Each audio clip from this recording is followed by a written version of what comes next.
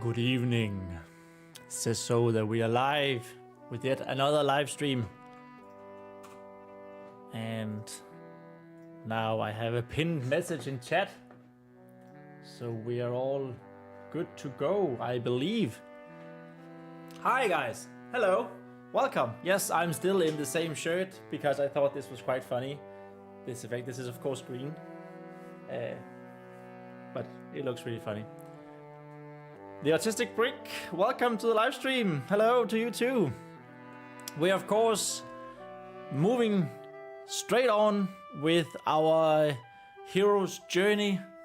Yesterday we got the meeting the mentor done and the refusal of the call. The step 3 and 4 out of 12 in the hero's journey for our book that we will hopefully be writing in November. One book in 30 days. It's gonna be glorious. Of course, everything that we write here, first of all, it's very top level, right? This is just preparation for November. But a lot of it might change because, let's just walk through what we did yesterday. So, in our little story here, Animo is here. I am returned. Welcome, dude. Good to see you. That reminds me, I completely forgot to read what you sent me last time you were here. Ah, shit. I'm sorry, dude. I will get to that, I promise, and I will let you know when I read the stuff that you sent. Unless you have something new to send me, that would be great. So I don't look like a complete ass again. Right. In this little story where... that's okay, honey. I shall write more now that I'm here. Oh, that's good. Thank you. And you can send that to me and I will almost promise I will read it this time. No, I will read it this time. Where were we? So yeah, we're of course writing this little story and we are following along the hero's journey in order to make a good, coherent, captivating story. The hero's journey is 12 points, ordinary world. The hero is seen in their everyday life. In this we have Vespa, our heroine, who is a 10-year-old Feian girl. And her everyday life in the castle / temple of some paladin order in the human world. There's a call to adventure. She finds out that the villain and some unknown shadowy figure is discussing killing the paladin leader and initiating the flood, which is a doomsday prophecy for an old human religion. 3. Refusal to the call. Vespa runs away, and the villain doesn't see her, but notices that someone is running and gives chase. At which point, Vespa falls down into hidden catacombs. A hidden burial site from the heroes of a once great battle. Maybe a bunch of Sons of the Evening, which is a title for champions in this castle. That there's a myth connected to. Here in the catacombs, she finds a little yellow bird that's hurt, and she takes her with her. El Cuervo is here as well. Hi El Cuervo, how is everything going, you ask? Well, it's going great, I think. We got to do a couple of extra steps in the hero's journey yesterday, so I'm just sort of recapping where I am.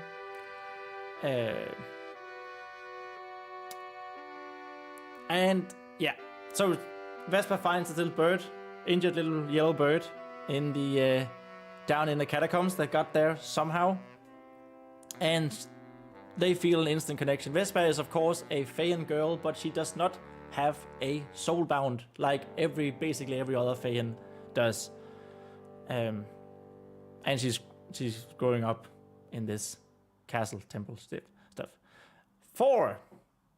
Meeting with the mentor. The hero experiences some hesitation to answer the call. As Vesper reassures the little bird, she hears a faint voice asking if someone is there and is heard. And it turns out that is going to be sort of a mentor type. Yesterday we wrote it could be a gravedigger that somehow gets her out of there, but it could also be a chapiter, which is a priest of the human religion, the 5 pillars, teachings of the 5 pillars. And he tells her, once she is rescued, he tells her about what the flood, what he knows about the flood, even though it's a different religion from what they are practicing right now. And that's sort of where we were. Then we're going to do the crossing the threshold. We're going to do test allies and enemies. We're going to approach the innermost cave. The ordeal, reward, road back, resurrection, return with the elixir, and then the overarching story should preferably be done. So that's good. That's very good. Now, so yeah, we're going to continue this with crossing the threshold. But before we do that, yesterday we had the most beautiful first drawing of Forgotten Songs Fantasy that we did. So we have little Vespa and the bird trapped down here in some catacombs. She fell from the dungeons into it, and it's hidden deep beneath the temple of the 5 pillars. And we figured that there needs to be an air vent of sorts, because it's so damn far away. El Cuervo says, "Hoy tenemos croquis." What does that mean? Croquis is that some sort of drawing, right? But yeah, we had a big discussion yesterday about whether or not the gravedigger or chapiter, whoever this person might end up being, if he should, because he needs to hear that Vespa is trapped down here. So if he needs to pull down a rope and get her out through the vent, or if she tells him like, I fell through something in the dungeons, can you come and help me?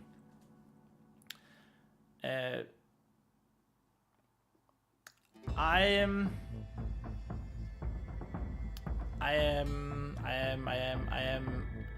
So there were 2 sides to it, if I remember correctly from yesterday. It has been 24 hours basically.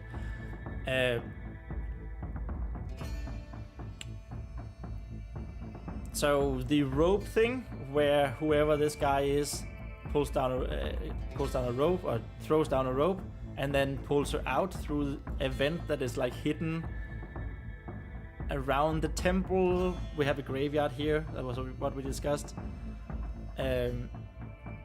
That would make sort of immediate sense. But there is the big problem with that in... I think I want Vespa to be trapped. Like, this isn't the first time she's going to end up in the catacombs. She accidentally ends up here fairly early on. And then crossing the threshold is going to be, I think, her going down there, because it's all dark, of course, going down there on her own with a light source and, like, you know, looking around and stuff happens. And that's all might be fine, but I want her later on again to be trapped down there, like trapped by the villain of the story, who we of course don't know who is yet.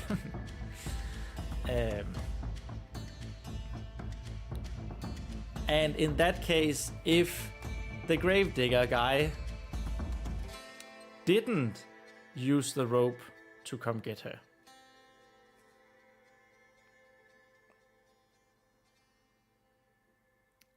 we could have this moment of Vespa asking her bird, who is called Lemon, going to be called Lemon, how did they get there in the first place?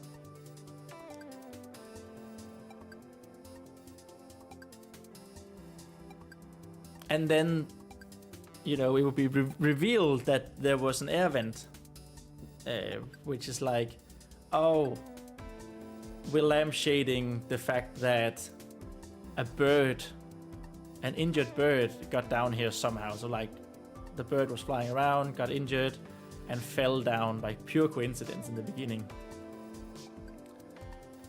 But then that plays a big part later, that they can escape through that air vent. And I just feel like if she's already been through that air vent with the rope, it takes so much more out of that little detail.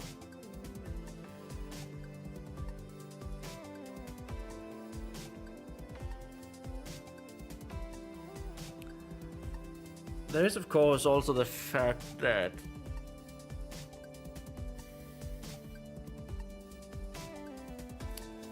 I don't think I want the person, the character gallery, if that's what it's called, to be too big. So this person might be who we're calling the supportive character, number one. Who is like, she's her older sister, she's a paladin who basically raised Vespa. She's the one who took her in when she was young, and so on.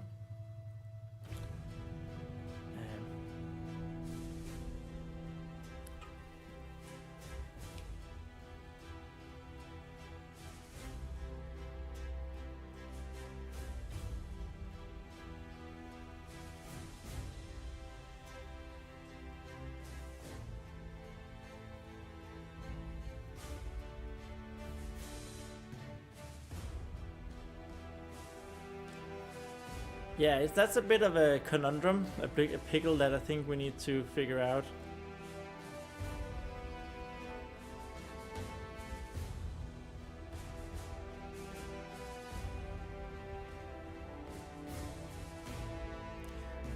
Again, if we do the rope thing through the vent,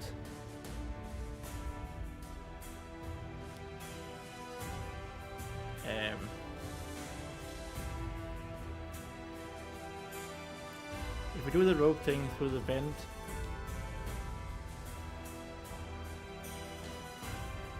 it sort of also spoils that there's these catacombs, like for the rest of the temple, right? And I'm not sure. It's just the fact that then Vespa would be saved twice through the same exit.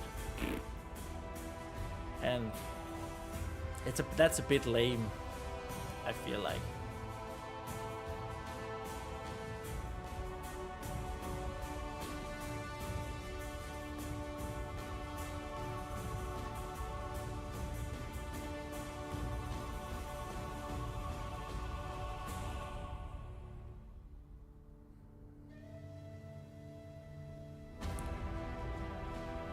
What a cute little drawing. Thank you. You know, I'm actually really pleased with this tombstone here, even though this catacomb tombstone, even though it didn't take so long to make.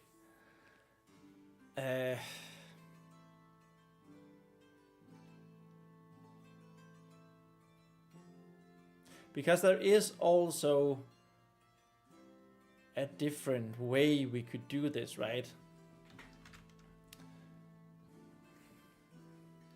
I'm gonna do an or here. Or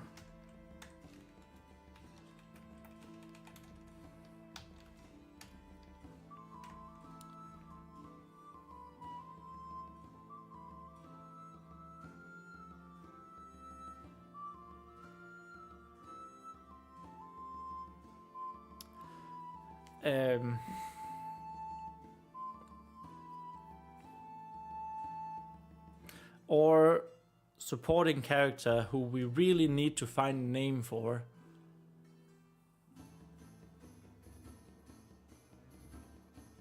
She finds Vesper. Like she would have agency to do so, right? Because she was the one who back in the ordinary world, she was the one who sent Vesper back on her to do her chores, and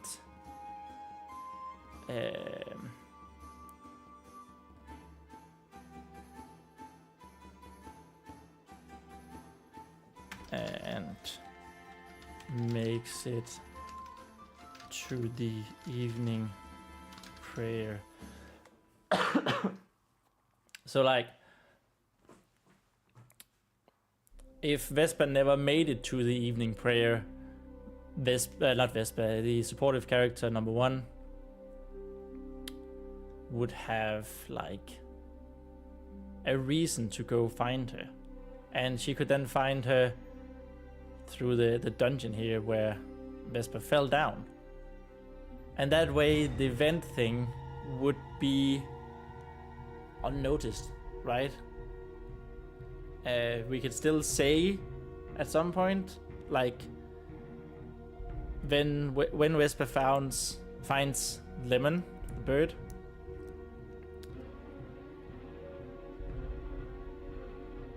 she asked, "How did you get down here?" But of course, no one is answering. And then later, way later, when she's actually trapped down there,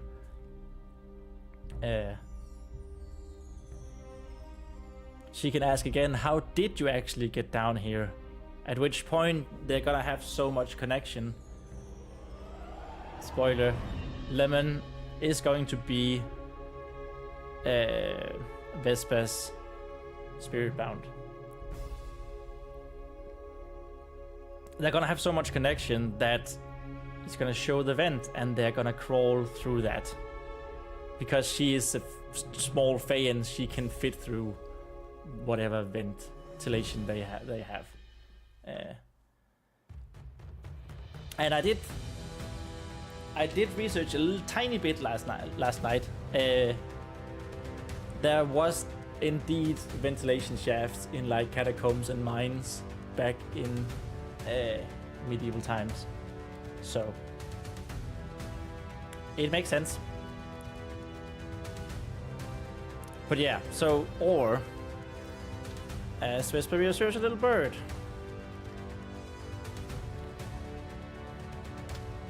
So this is the same.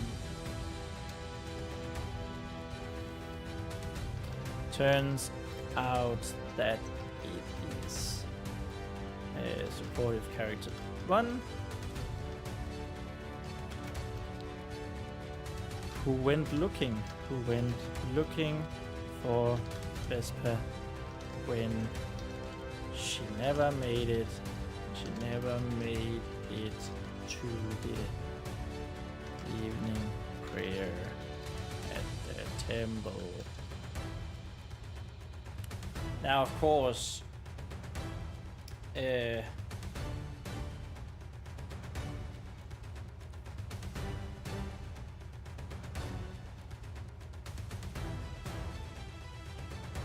just thinking, I kind of want to have, and we mentioned that last time, I kind of want to have this old dude who's like super helpful. He's a bit creepy, but he's like super helpful. I want to have this Home Alone type character, right? The old guy in Home Alone who boss fills Kevin's head with the fact that he's like killed a bunch of dudes. He's a shovel killer. And then we have this scene right at the end where he comes in and bashes the shovel into the bad guys. So I kind of want to have that character. Not to have like a big stake in the ending, but just to sort of show that. Just to sort of show well, after the climax has happened, maybe the villain wakes back up, not wakes up, but you know, and then he's bashed with the shovel. That's sort of how we got to the gravedigger thing.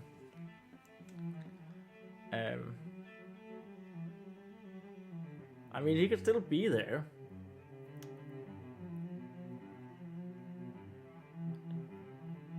He could still be, because also in Home Alone, the character doesn't actually talk until the very end. Does he? No, that's in the church, where we see he's like this. He's a nice old dude, which is just before the ending. Yeah.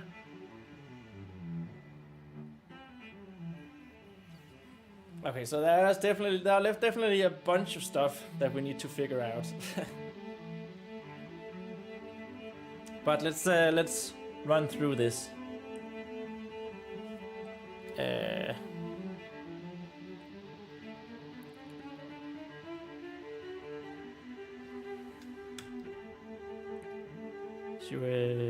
Turns out that it's a supportive character 1 who when looking, we really need names. Oh, we need names so much.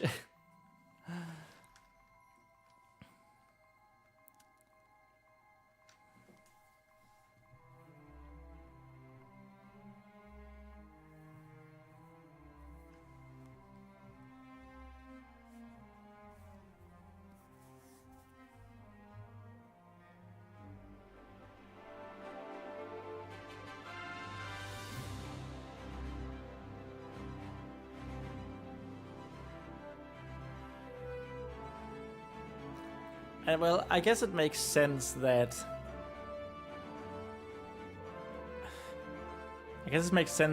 who we call supportive character number 1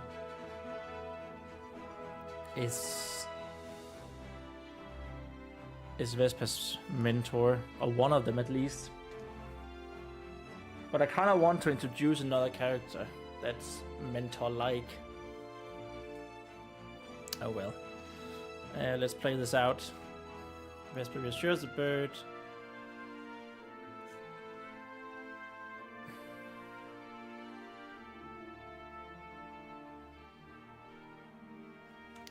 Asking if Vespa's there and heard.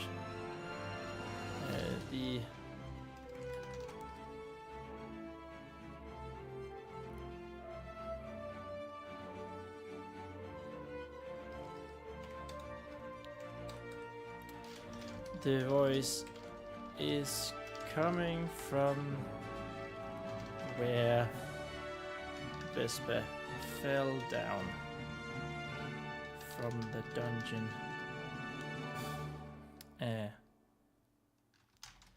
And Vespa immediately answers.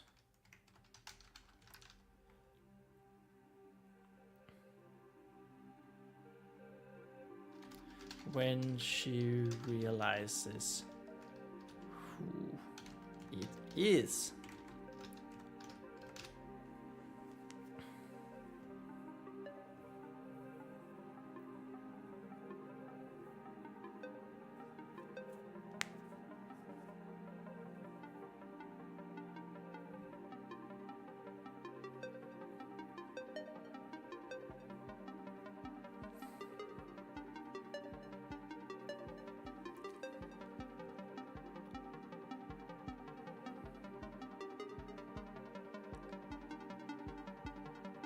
I did mention in here back when we started the character sheet for Vespa.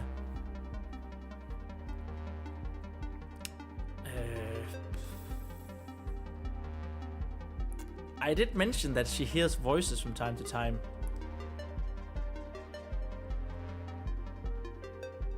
This was definitely something that could happen here in the catacombs. That she's actually talking to spirits, or she hears voices from spirits.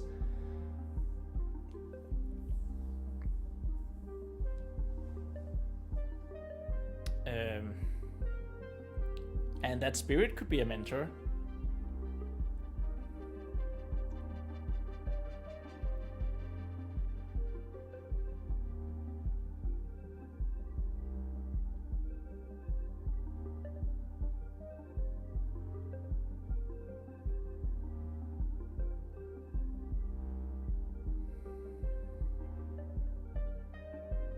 And because it's dark here, because it's dark,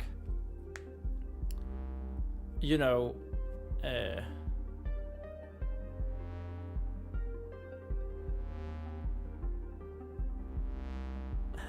I don't think that's bad. If because it's dark, Vesper thinks another one is there, and then when supportive character 1 gets there,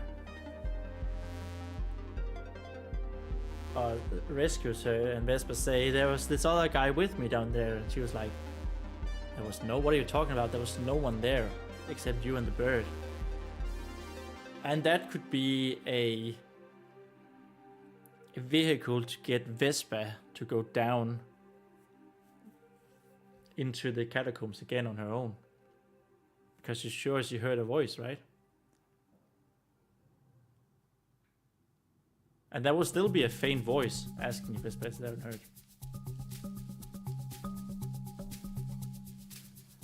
I quite like that idea, actually.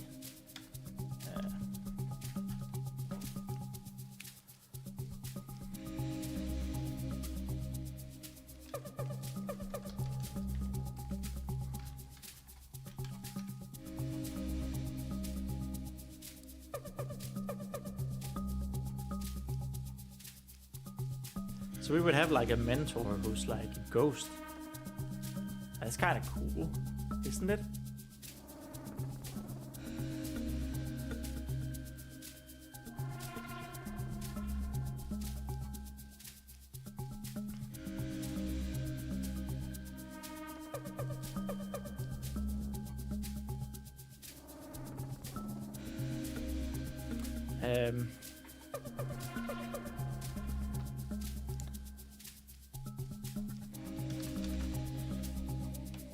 Ghost mentor, it reminds me of something, says El Cuervo.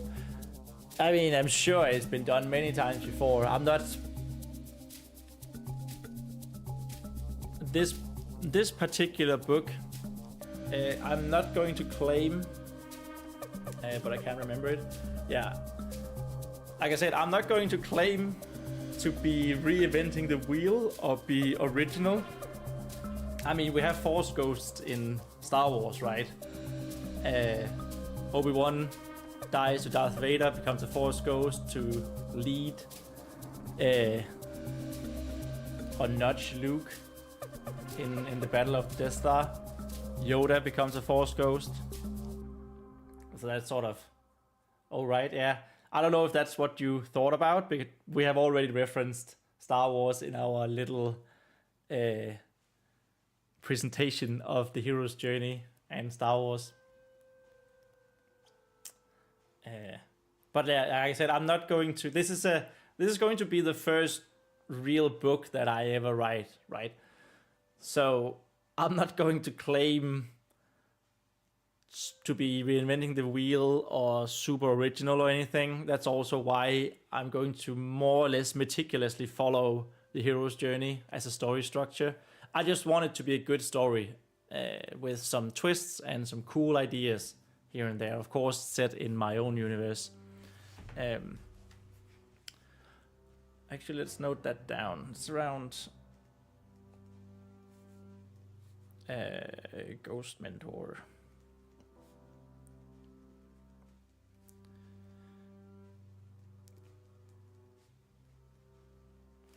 There we go. Ghost Mentor for the first book was my note.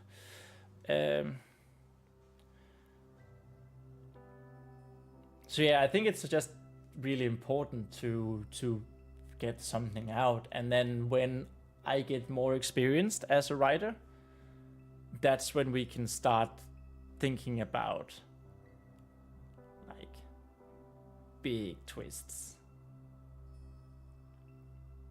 and subversion of expectations. I mean, we can still do a little bit, maybe, here and there if we get a good idea, but yeah. Like I said, I just want to make a solid, good story for this first book.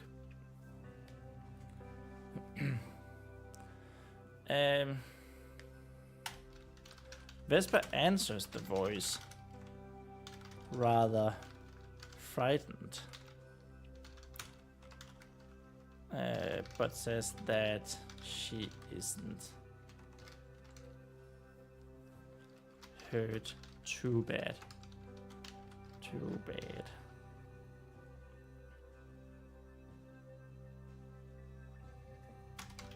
But she doesn't know about the bird. Doesn't know about the bird. Since she can't see it, she can't really see it.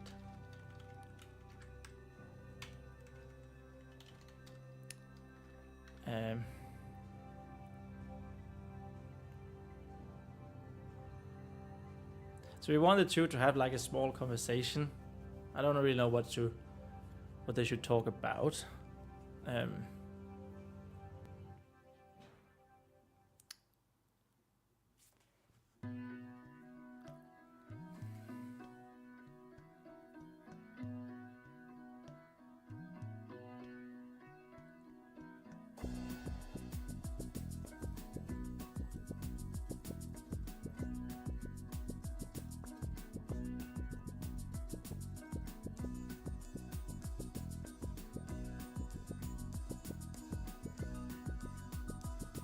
Maybe we should change the title of the live stream, since we're actually not writing Crossing the Threshold just yet.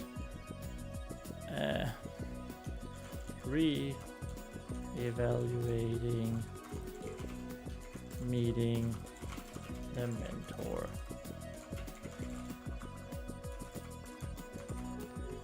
There we go. Boop.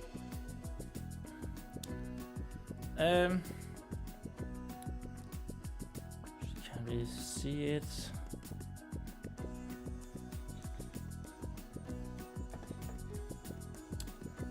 So yeah, right, we wanted to have like, what would they talk about? The two have a small conversation.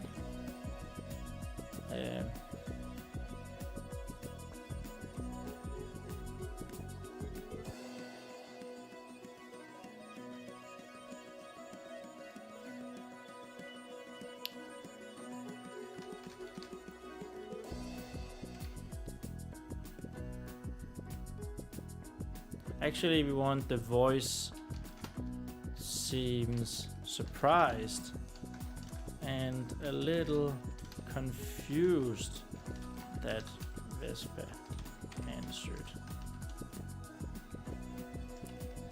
Before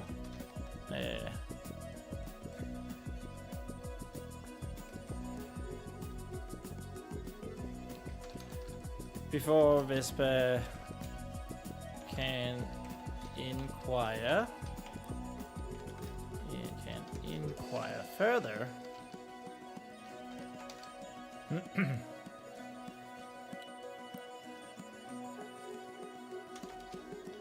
she hears a new voice.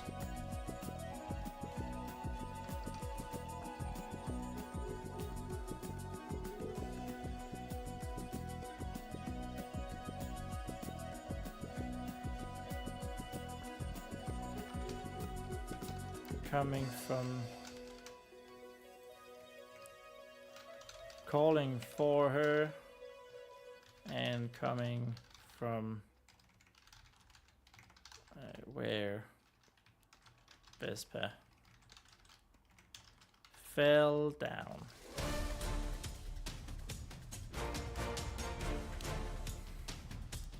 Into the catacombs.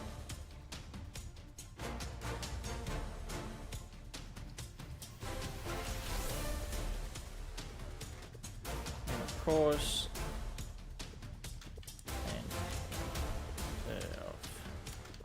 Vesper immediately answers when she realizes who it is.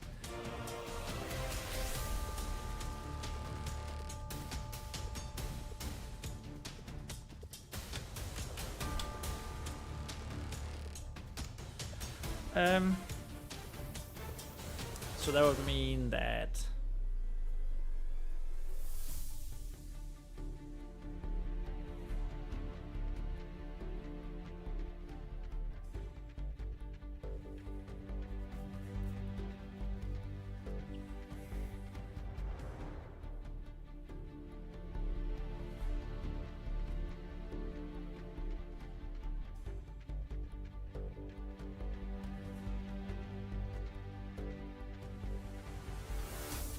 what would that mean? Well, let's have a little sip.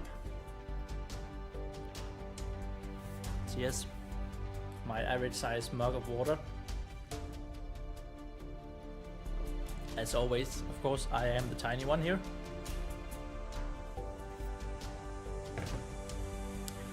Right.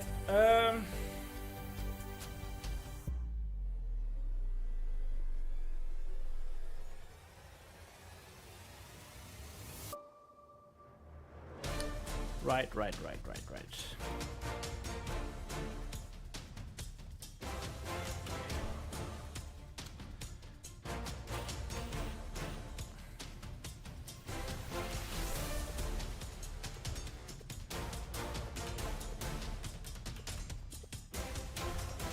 I completely lost my train of thought.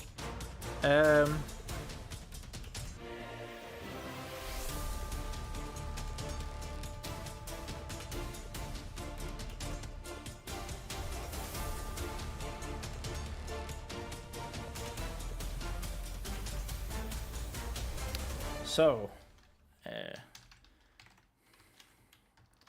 SC2 manages to get Vesper out, up from the catacombs.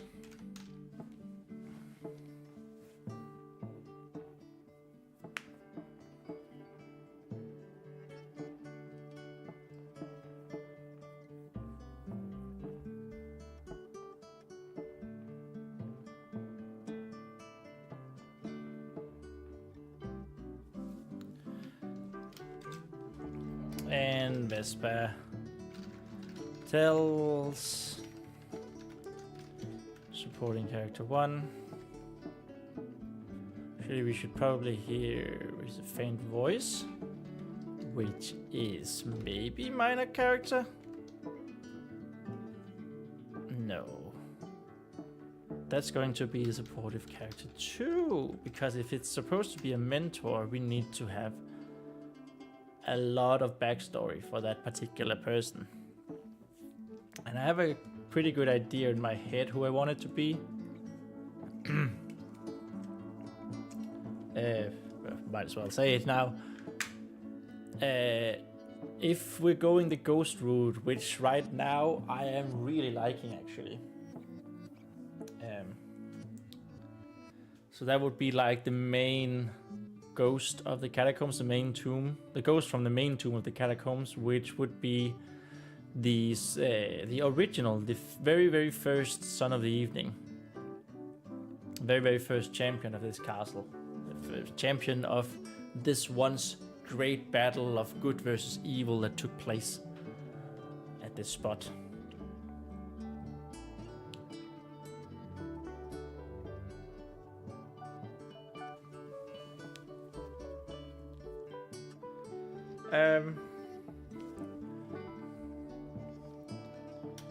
That there was another one down there with her who needs saving as well.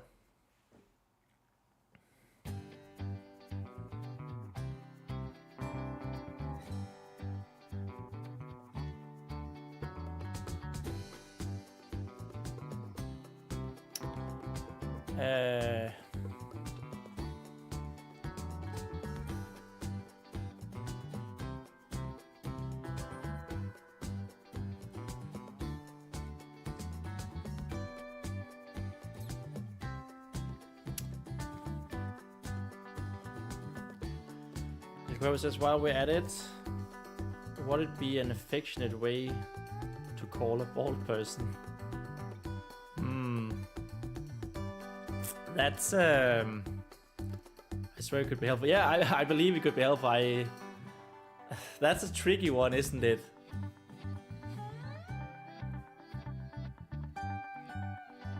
Because you don't want it to sound like silly or like whoever is being affectionate towards the bald person to sound like they're making fun of them, right? Animo says there can be no affection for bald people. It's a bold statement right there. All right.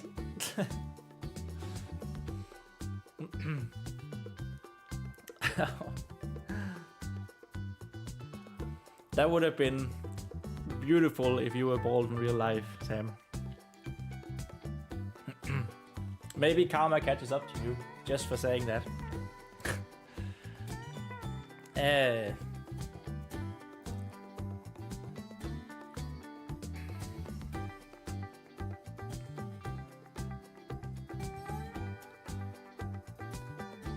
I do not acknowledge the existence of the balls. I cannot respect them. Damn. I just don't like how 8-ball sounds in Spanish. El huevo. No. Okay, what does it sound like in Spanish? What's 8-ball in Spanish? Well, first of all, I don't know, but also I feel like that's in the territory of making fun of them, isn't it? A little bit. Bola de Villa. I'm sorry if I butchered those words. You know, shiny is not bad. Shiny is actually a shiny head or something. But maybe just shiny. Yeah, it's not terrible, to be honest.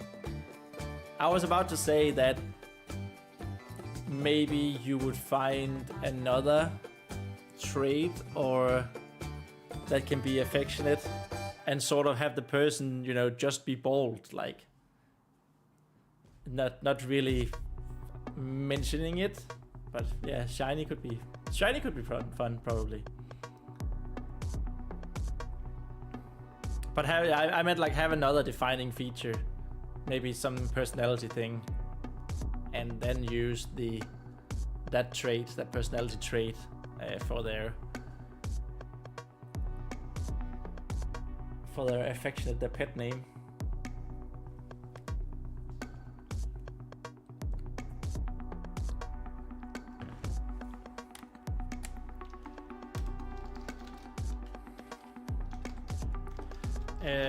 Let's see. So supportive character here says assures her that she will go back and save the other one, but first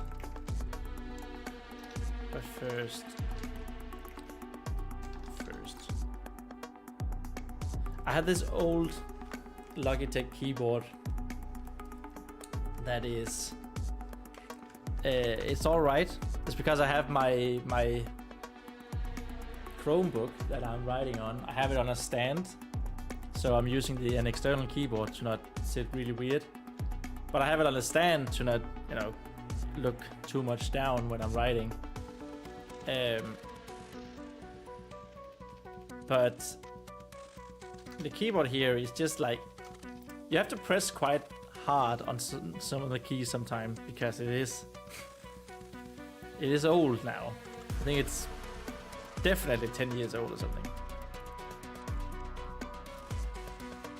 So yeah, sometimes I do get that where I want to write something first, for example, and I just the keys are not pressing that down probably. But first,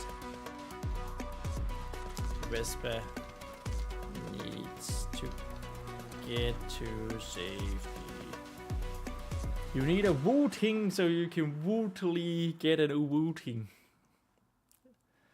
Well, you know, I heard good things about the wooting keyboards.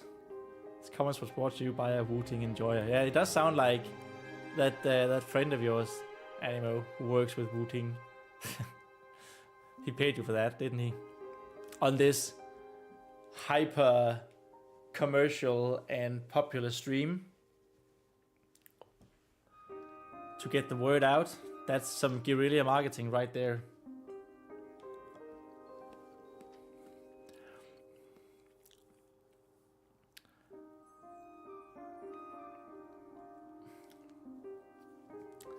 The stream chat is truly an interesting environment. Yep. When we got Animo here, you never know what you're quite going to get.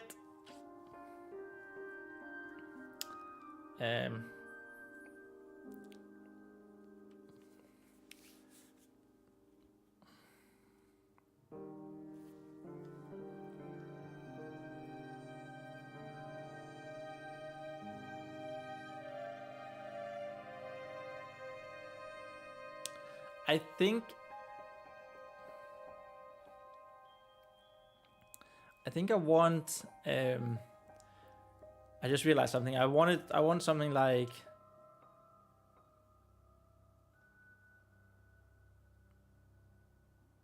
meeting the mentor and crossing the first threshold to be like probably be like mashed a little bit together.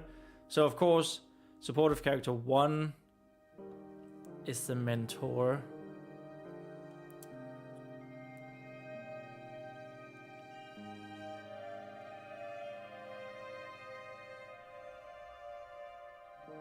Or maybe all of this happens in the refusal to call actually. Because then we can have meeting the mentor being... Yeah, that makes more sense. Then we have meeting the mentor being meeting the actual ghost. And that's when she finds out about the flood, the doomsday prophecy, and maybe even who they are. The great battle between good and evil that once took place in this.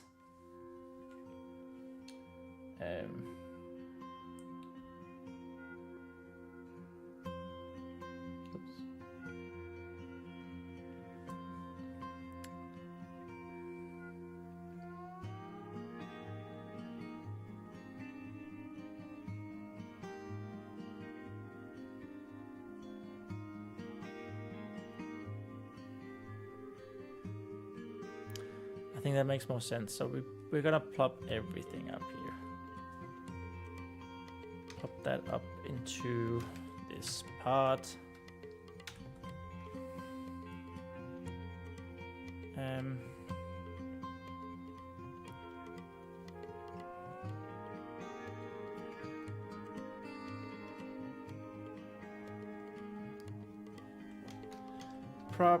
Probably not. Not, but we are leaving it in for now. We're leaving it in for now.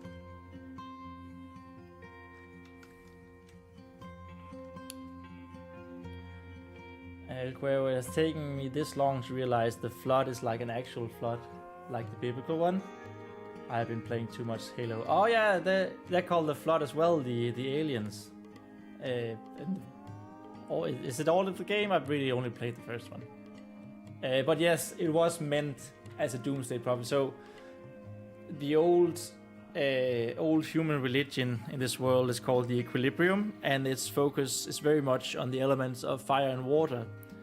And so they have two different doomsday prophecies, that either the world will drown in the flood or it will burn in the ash.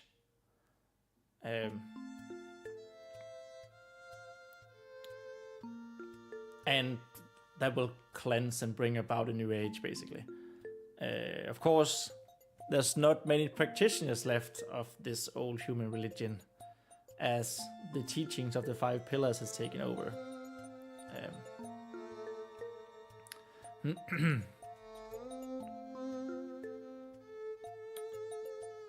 But the ghost person here, who will become a mentor, he was a champion of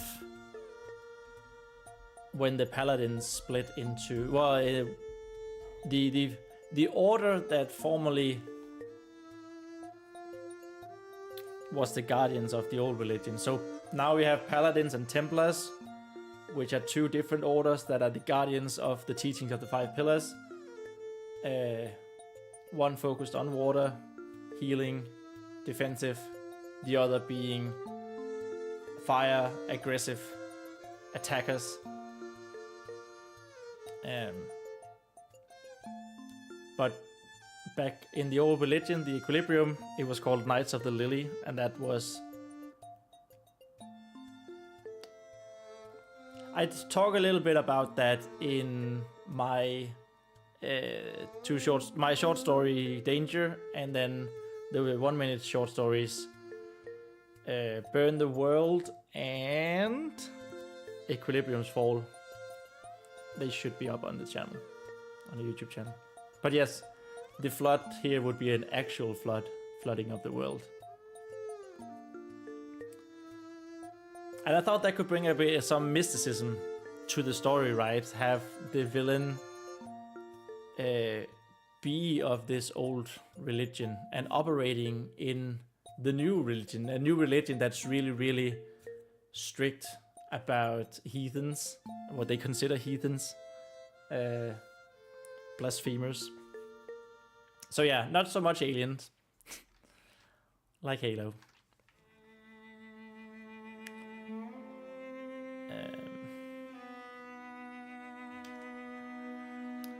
So we had something here.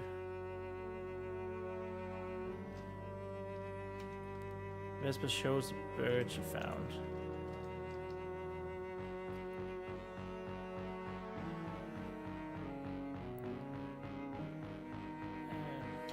I guess that's back at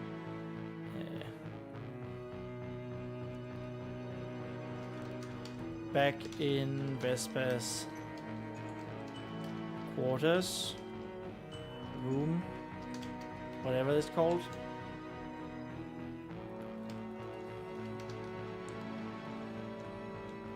I mean, she probably would be part of a dorm or something.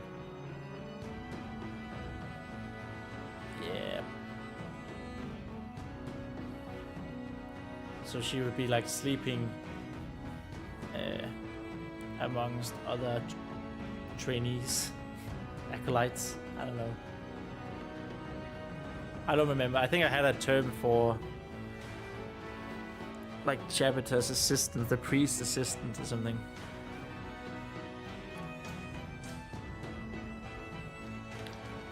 For now, we just say like it's probably this.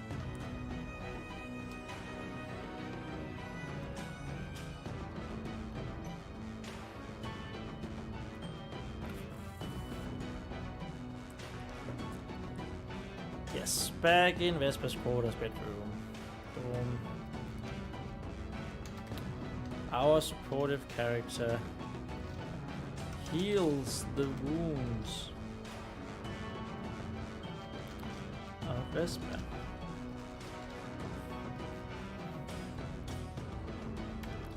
As they discuss why how she ended up where she did.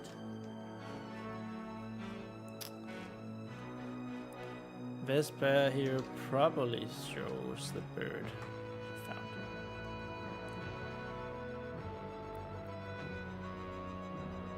And tells the name, Lemon.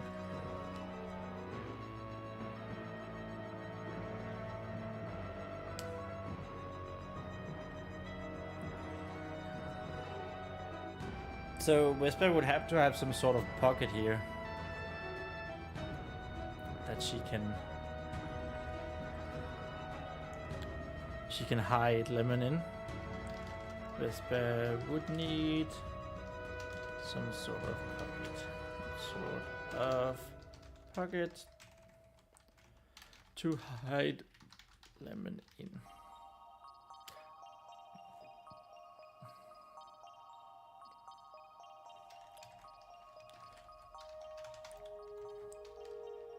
I don't really have a reason for the name Lemon, other than my own budgie, who I had for 14 years from high school till I was 29.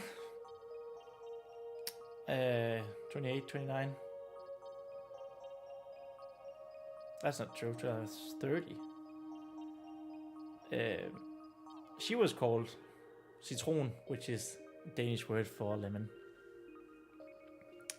So we're going to need to reverse engineer why Vespa would call this little yellow bird for lemon.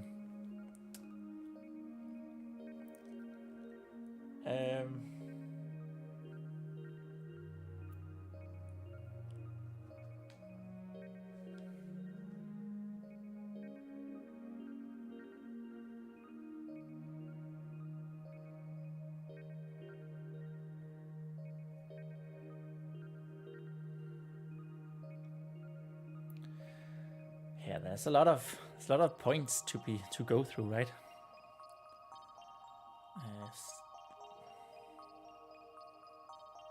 I just had a moment of thinking like how I wanted this.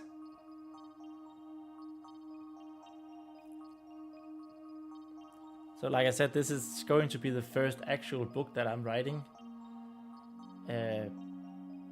And of course we need to have, that's a different story. I don't remember what it's called.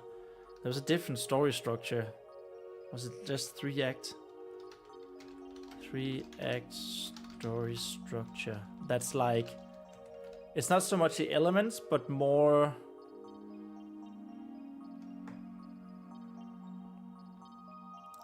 like a curve of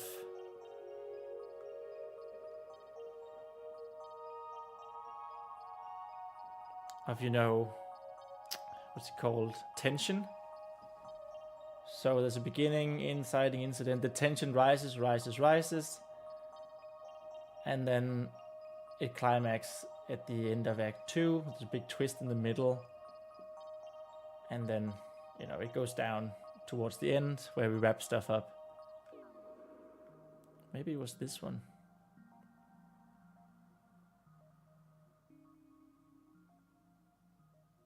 Yeah, so I think it was sort of like this one.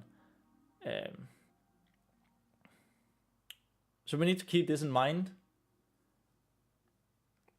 And of course that means that Vespa is going to meet the villain without knowing who they are. Slowly figuring out who they could be. And it would probably need to be someone that we introduce fairly early on.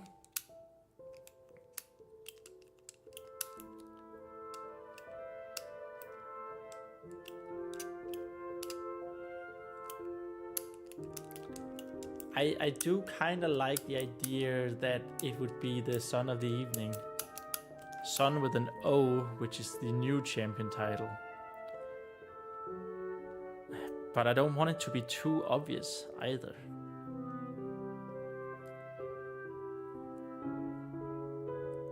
Here, the Son of the Evening, champion of the castle, current champion.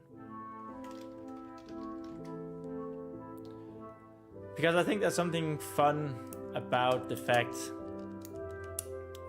something fun and cool, that a person who is dedicated to defending is the one, turns out to be the bad guy. The one causing all the problems. And like no one would suspect that person because of who they are, because of the champion title. So supporting character 1. That's just new here. Supporting character 2.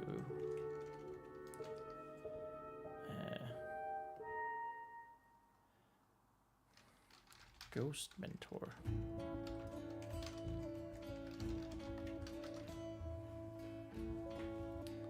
So the villain, probably the son of the evening.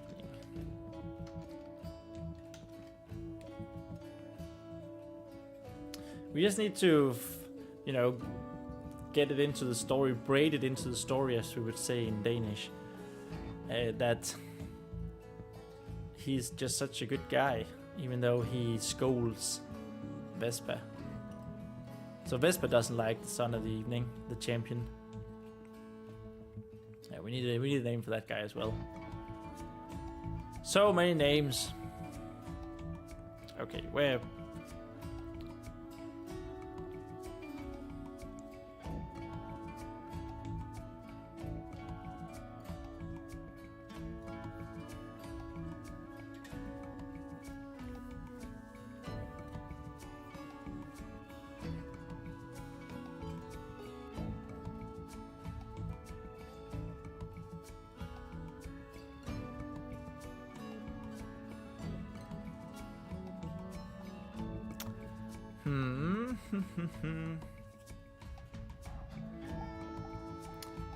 Asks how Vespa came up with that name.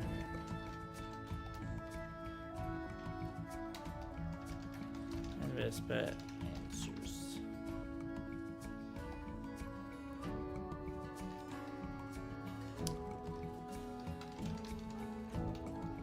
Gives her reasons.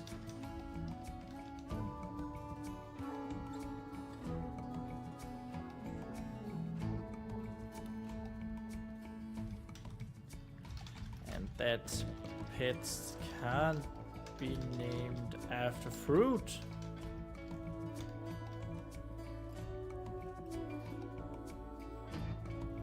These are going to be some very good reasons, of course, for a 10-year-old. Very good reasons for a 10-year-old.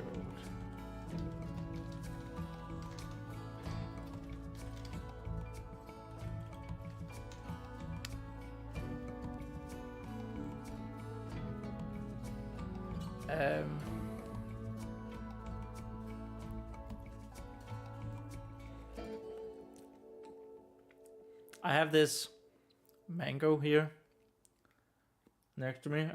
Usually I love mango, but this isn't. It's not quite ripe. It's like right on the verge.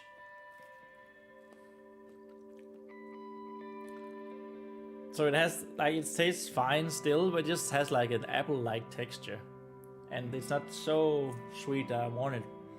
But I cut it up and was like, okay, now I have to eat it.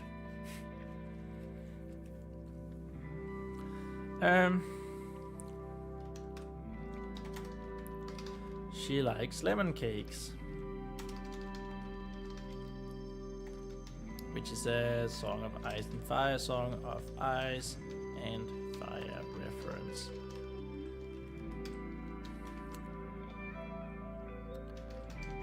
And the bird is yellow. Bright yellow. Bright yellow. More reasons? I'm sure we can figure that. That's just going to be like a fun little side stuff to figure out. I'm sure we can find something good.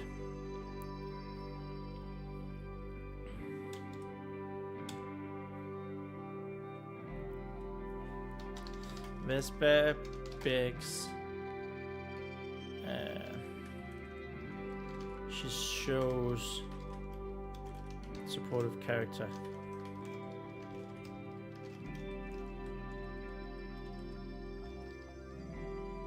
How Lemon is hurt and begs her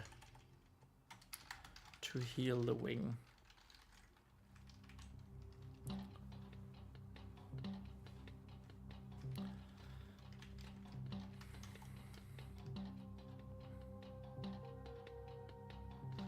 She hesitantly. Oh yeah, she heals her with heals the wounds of Vesper with blessed water.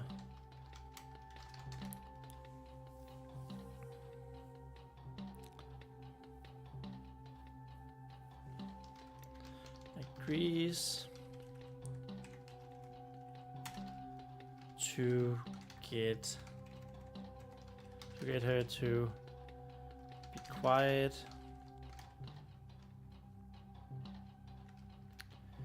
Even though they're not supposed to use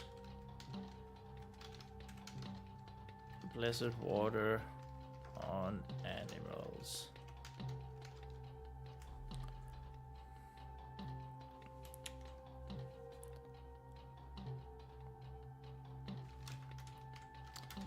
And heals. And magically heals Lemon's wing.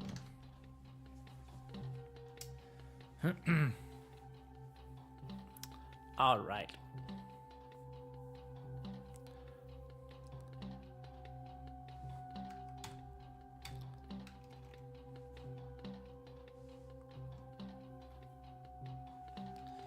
Asking then about who the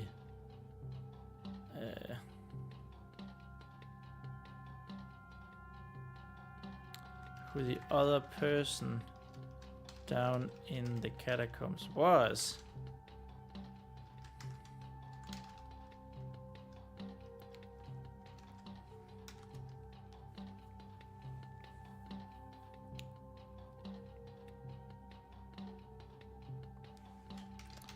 Vesper asked about who the other person down in catacomb was, to which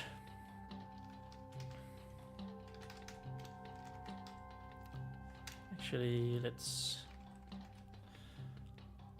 have that as a different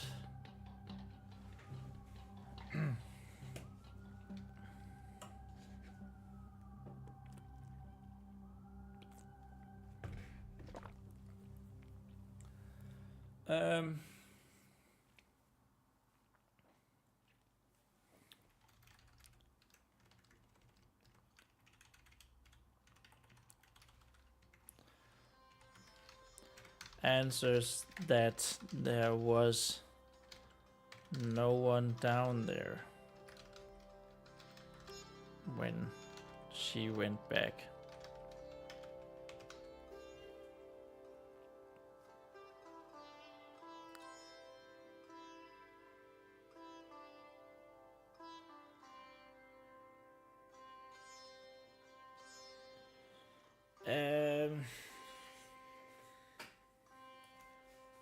Of course, this would also, like, it could also mean that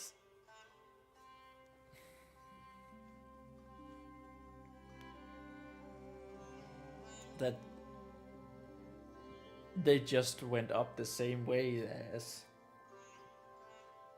Vesper, right?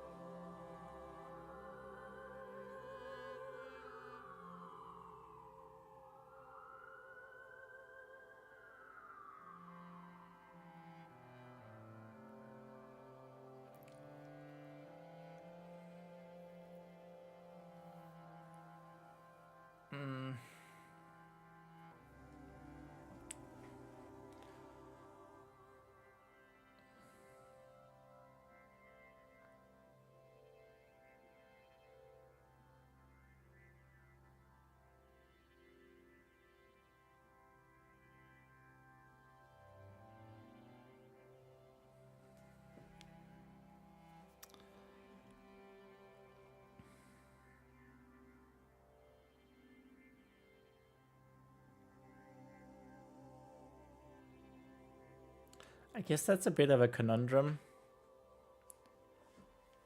Like, of course, we know that it's a ghost, but it's not revealed at this point. That won't be until actually meeting the mentor.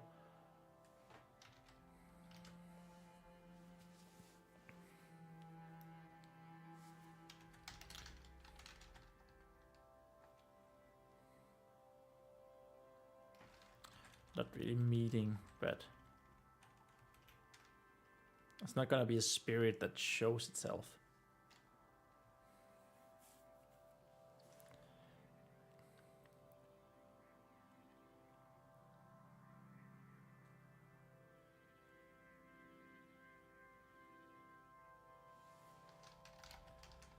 The ghost, for real. For real. For reals. So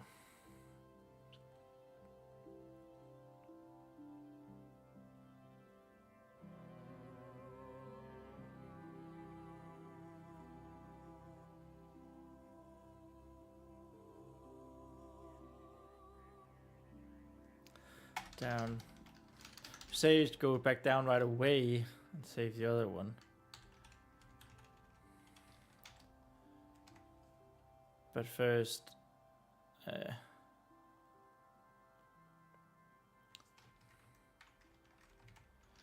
but Vespa needs to run straight to her dormitory.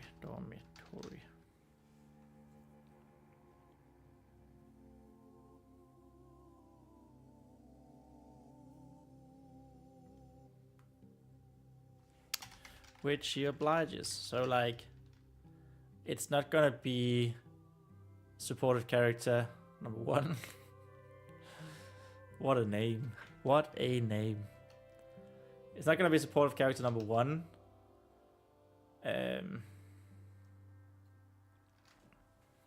That takes her to the dormitory.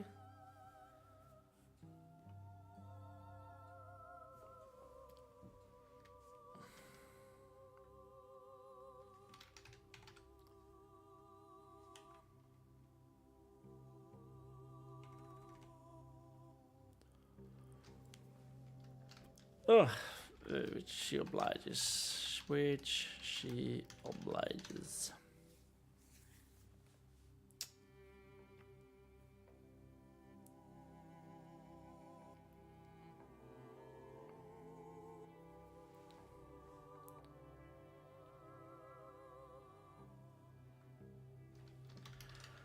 Asking her if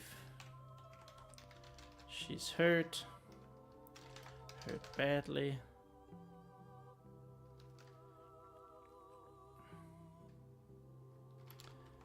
To which Vespa answers.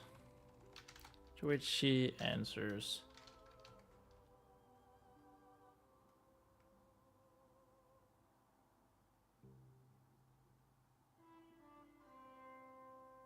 Answers no.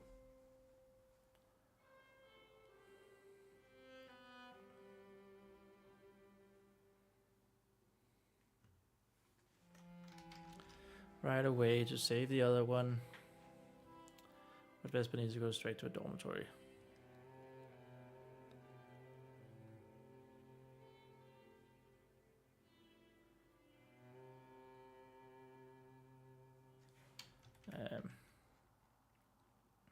And we really want the supportive character to emphasize this. Really emphasize this.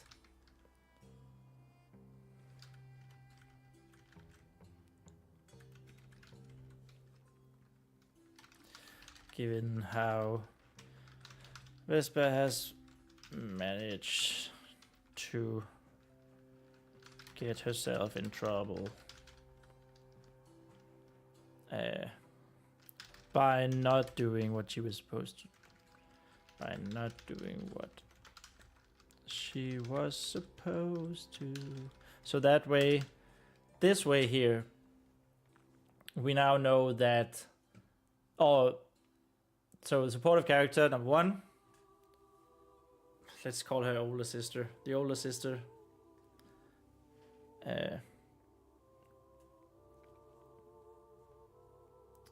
she stays around this dungeon entrance now. And Vesper runs. So that way, you know, we can make sure that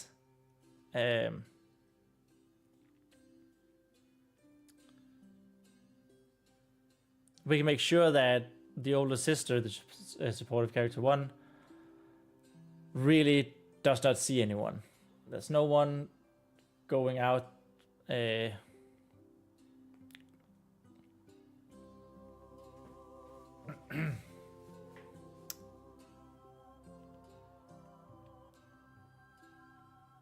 there's no one going in or out, basically, from those catacombs.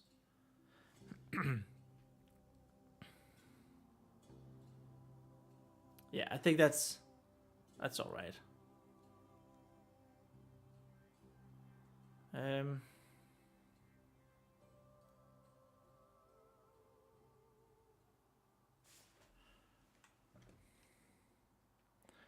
And yeah, so of course, Vesper doesn't know that it's catacombs.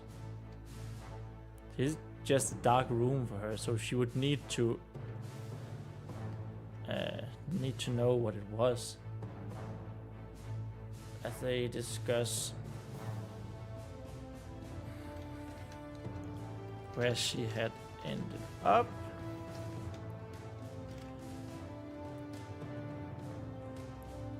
Why and how?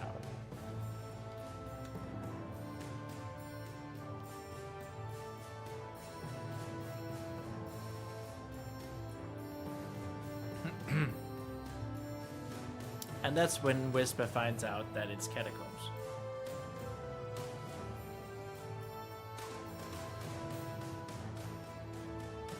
Yeah, I think that could work.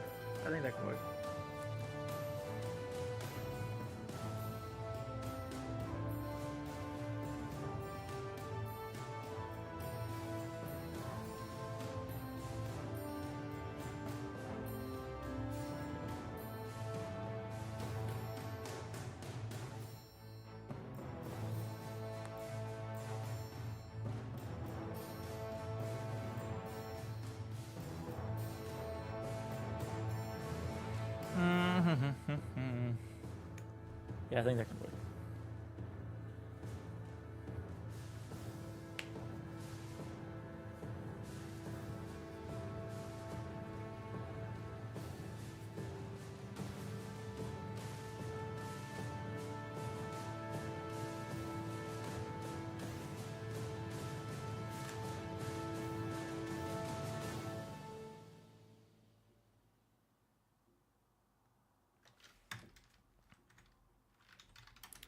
All perplexed,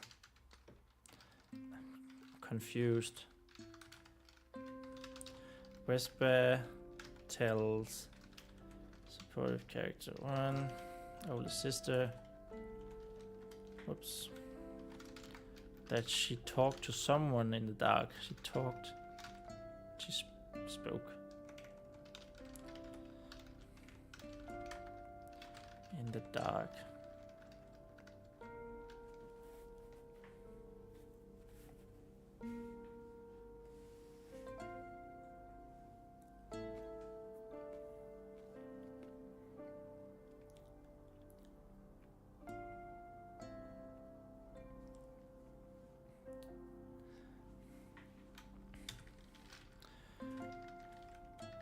Which is, this is dismissed.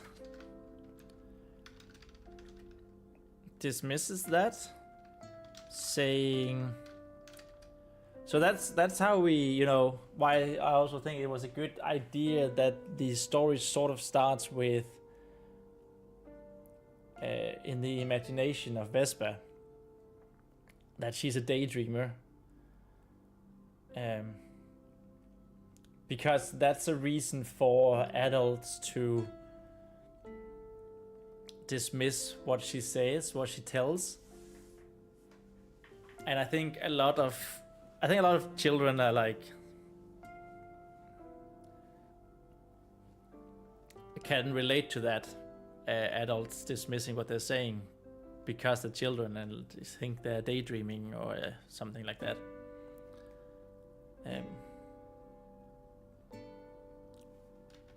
Saying Vespa fantasized about it all. Just thought it was real.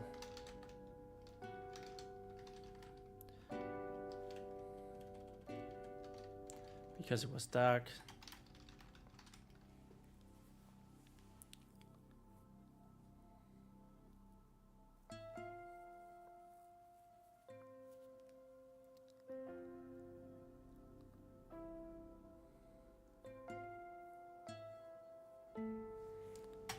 But that she imagined it all. That was the word I was looking for, imagined it all. Like she always does.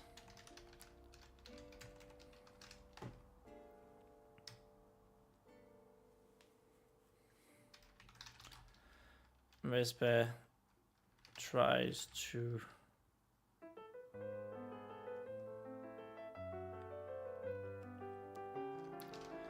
say that she did really talk to someone, did really speak to someone.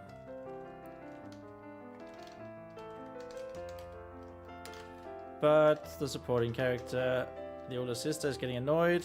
Is getting annoyed and tells her to go to bed.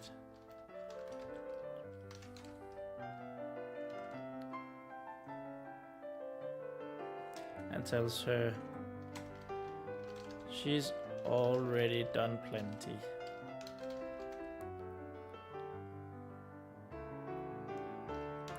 Bad things this day.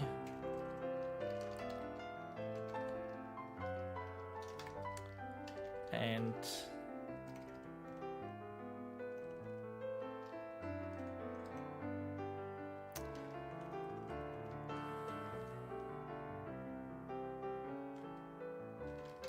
she should probably sleep.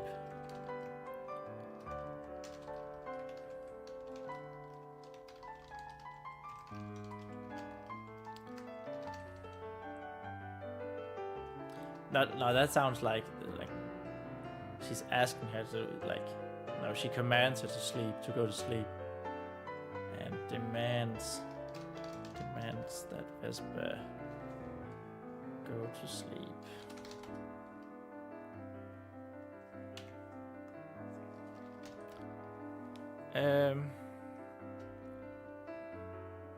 Citing further punishment?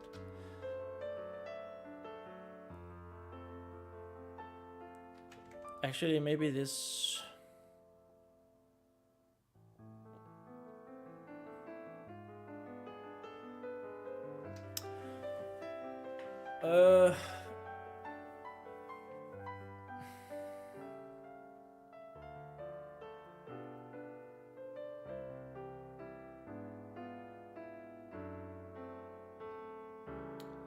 What? She of course Vespa needs to tell the supportive character about what she heard, first of all. I guess that's why she was down there.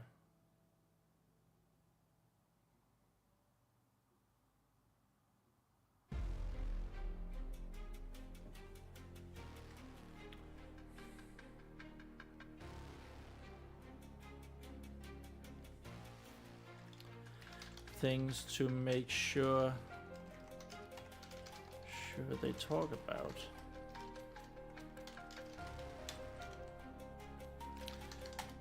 The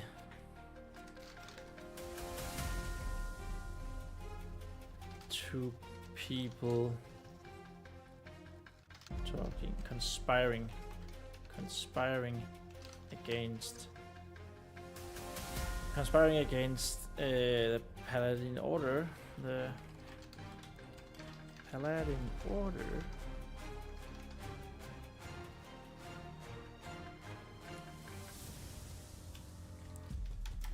The Flood.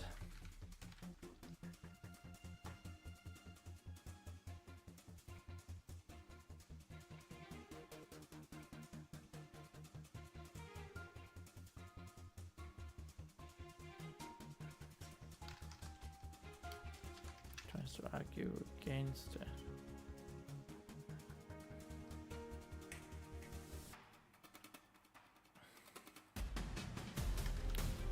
Which supportive character number 1 doesn't know about.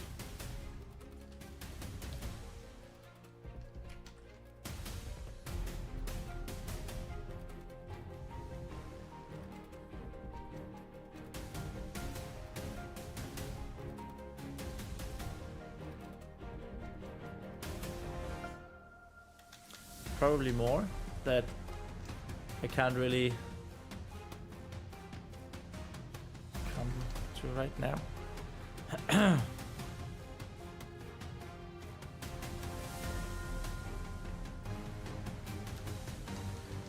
Can't really think of right now.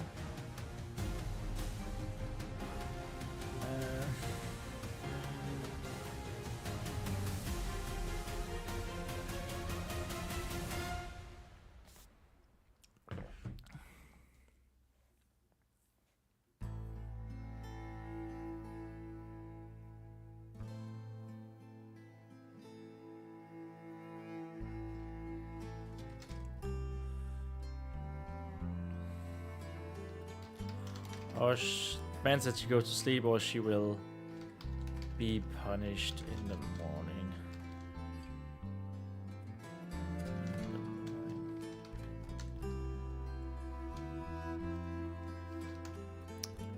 So yeah, the supportive character, her older sister,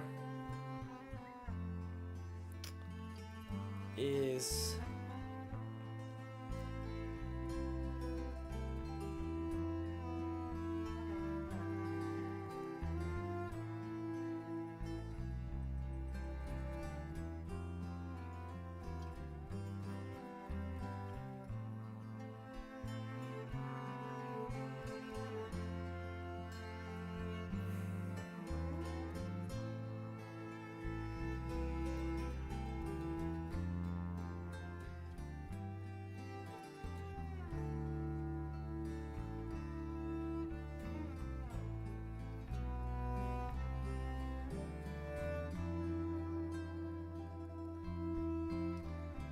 like she's just dismissing everything. Oh, sorry, I just lost my train of thought again. I was thinking about something else. I was thinking about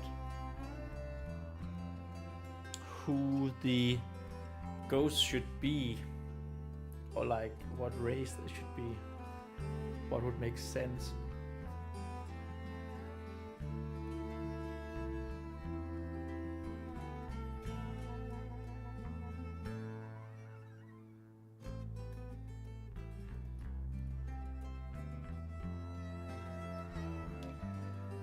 Because I think it would make sense. I think it would make sense in a cool way that that the original Son of the Evening, that's going to be the ghostly mentor here, would also be a Feyen.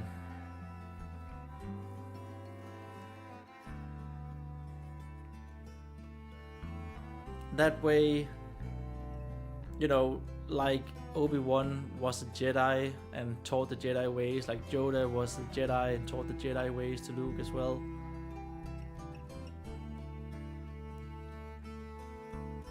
That way we can talk about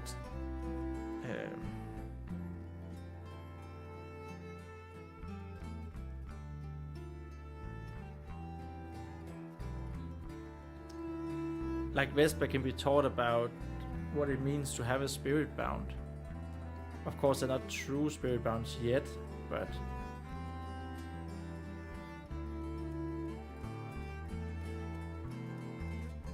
Like Vespa, for all she knows, thinks she's a human, right? She's just a small human.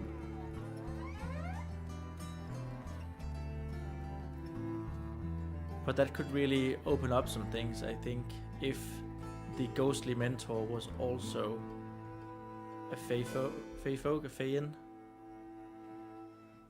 I think that could be cool.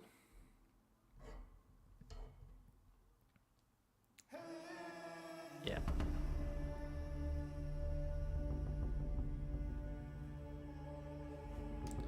And of course, they say they're good night. Say they're good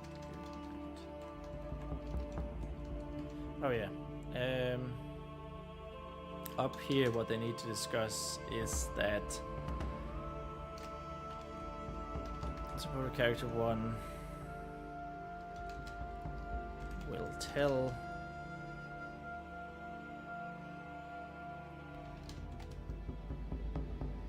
the castle leaders, castle paladin leaders about the catacombs. And they should also discuss what the catacombs was. What the catacombs are. And maybe more. That's maybe going to be a long ass point in the story, refusal to the call.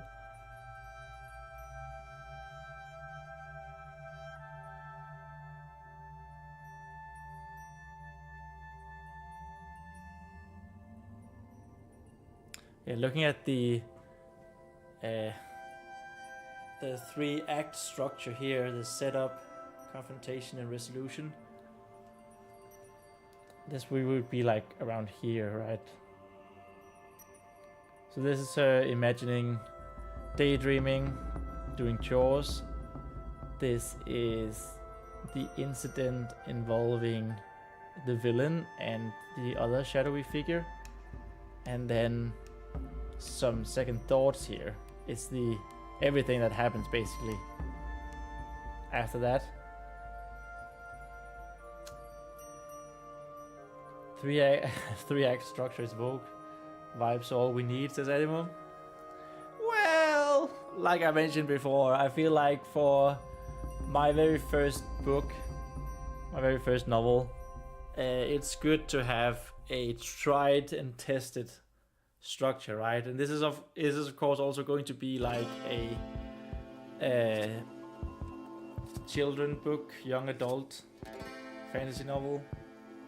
So I think it's all right that it does that there's a set structure that, you know, work however woke it might be. Vibes are all one needs.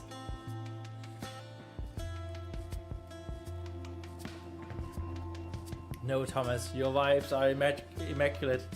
That is true. That is true. I can only agree with that my vibes are indeed immaculate.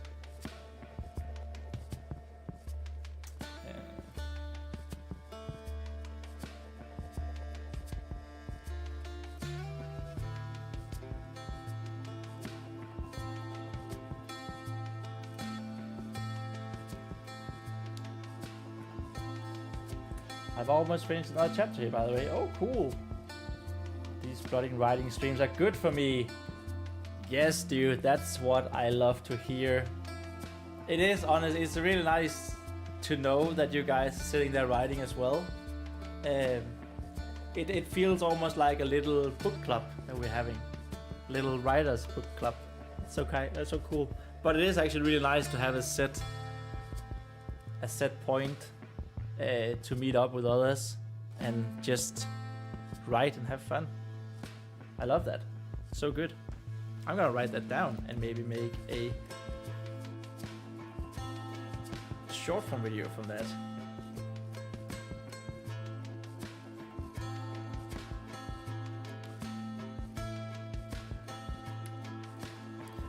But yeah, I also had like, I have a bi-weekly meeting with a couple of friends who are doing other creative projects, and we're like setting goals for each other, and talking about what we're doing, and it has just helped me immensely. I don't think if it hadn't been for those guys and that meeting, that bi-weekly meeting every second week, I don't think I would have live streamed, to be honest, even though it was part of my original plan to just do. But I got so worked up in my head that I ended up like, oh, I can't start now. I can't start when I started live streaming, it was in the middle of Fly. And my mates were just like, just freaking do it. Just get started. And it was awesome. And now we're here. So that's so good to hear. I love it. That it works for other people besides me. Animo says, yeah, it's easy to get worked up in your head. I've been doing that for a while. Yeah, I know, yeah. Doing that for a while, as I said. Totally. These streams have helped me get started again, which is very nice. I applaud you for getting started. It's great. But what does that bring you up to 3 chapters in your dream story, or whatever it was, if I remember correctly?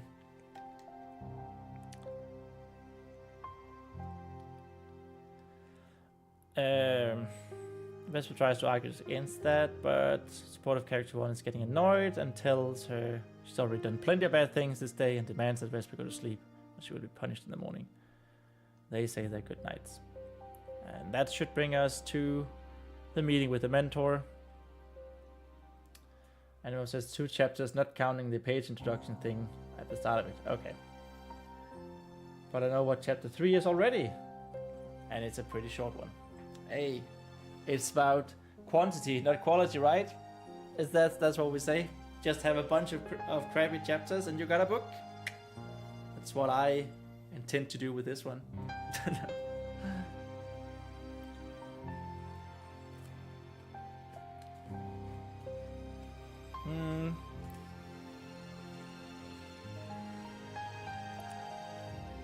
So, now we are back to meeting the mentor. Vesper venturing back down into the catacombs to explore, meeting the ghost for reals.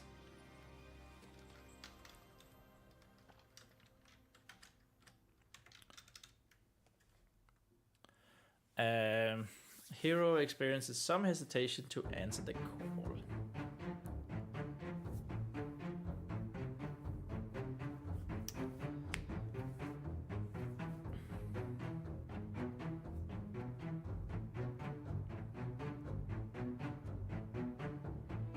So I guess maybe a couple of days has passed.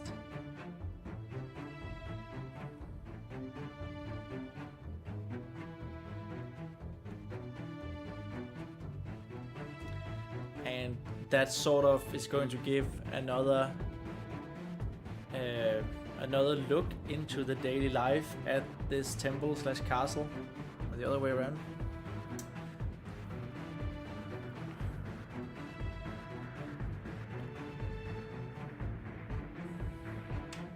Let's write that. Days pass, but Vesper can't get the thoughts of whoever she talked to down in the catacombs out of her mind.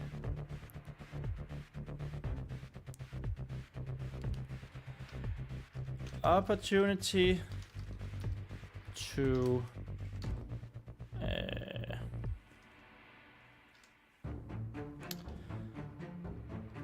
world build a little more in the daily life of the castle / temple by showcasing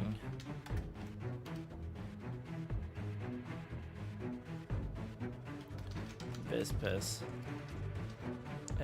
chores and etc.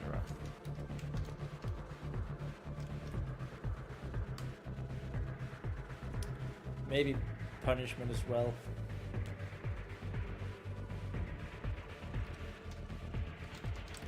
I mean, because she never really did deliver the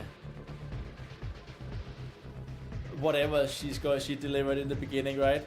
That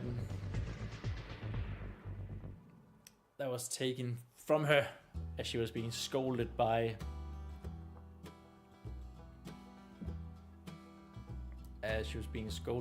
the champion of the castle. I think maybe we just need to have like a live stream where we figure out names for everything. The problem with that is I need a lot of backstory and write personas and so on, which takes a while as well. But that might be something that we need to do next.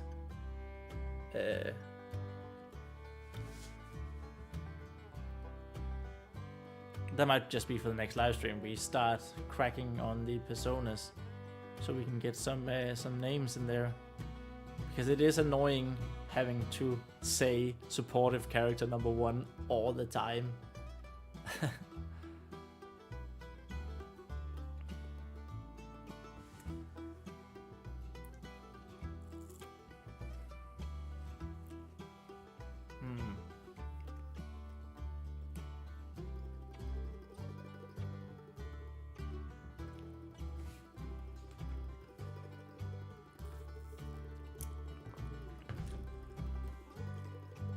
But that's not what we're gonna do today. I do want this to be a rather long live stream, I think, because I'm having tons of fun doing this. I know I just complained about not using names, but I feel like that's on future Thomas. That's future Thomas' problem. Like, it's my problem now, but it's on future Thomas.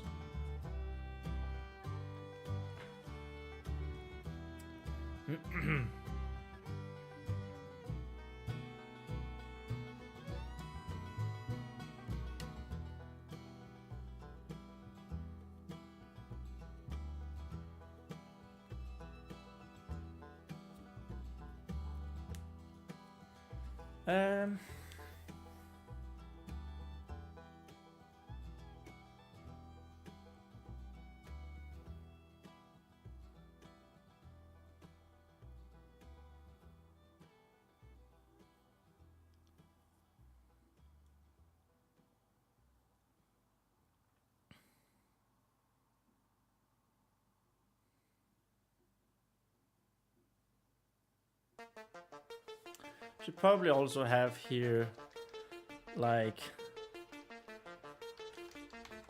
more bonding happens.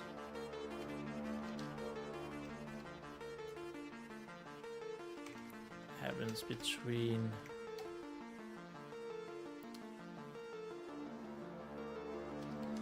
Vespa and Lemon.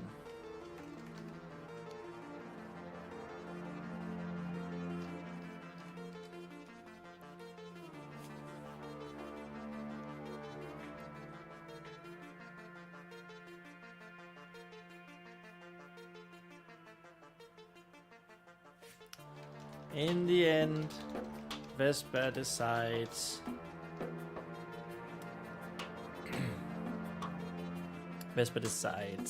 like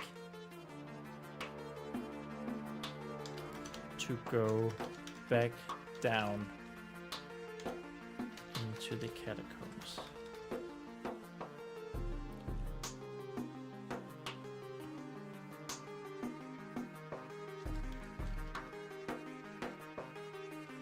Vespa and Lemon decides to go back down into the catacombs.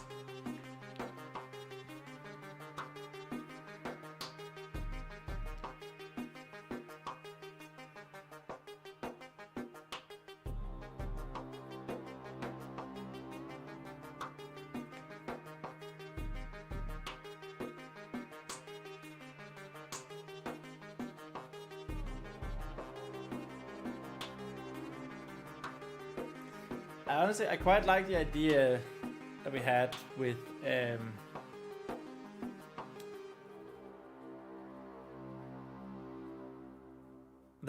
that's the ghost is a Fey folk as well. Of course, that does have implications on the Knights of the Lily.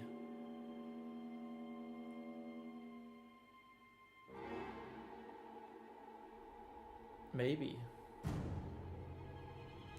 Which is supposed to be like protectors of human religion and not Feyans.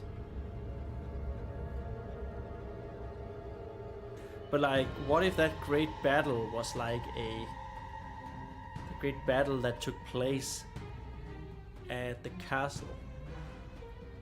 If that wasn't just humans versus evil, but it was like in Lord of the Rings, there was also dwarves there were elves, there were Fey folk, all different sorts of other races. Of course, we don't have a map yet, which is also something we need. But it would sort of make sense.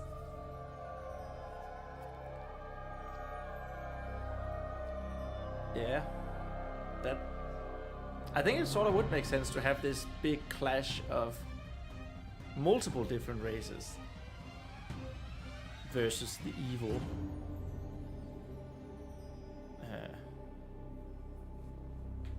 Whatever the evil might be.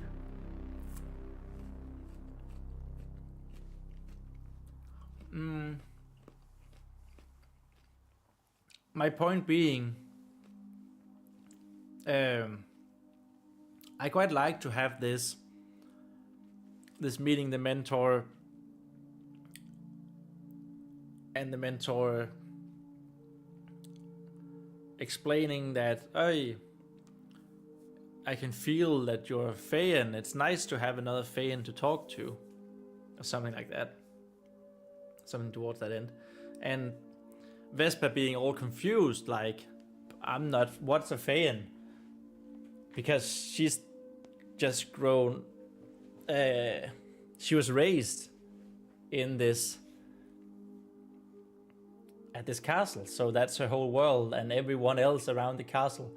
Maybe I was thinking about having a blacksmith that's like a dwarf.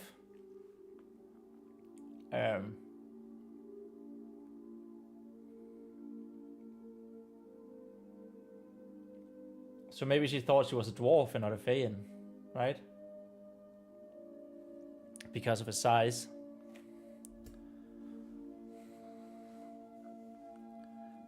But just having this whole, oh yeah, I never thought of that I'm actually way shorter than everyone.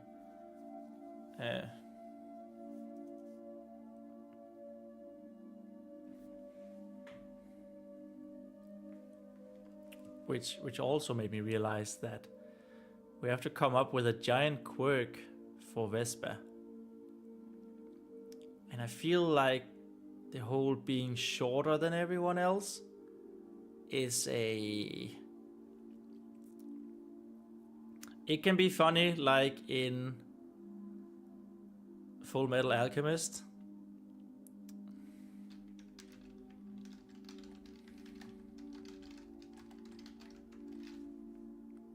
I don't know.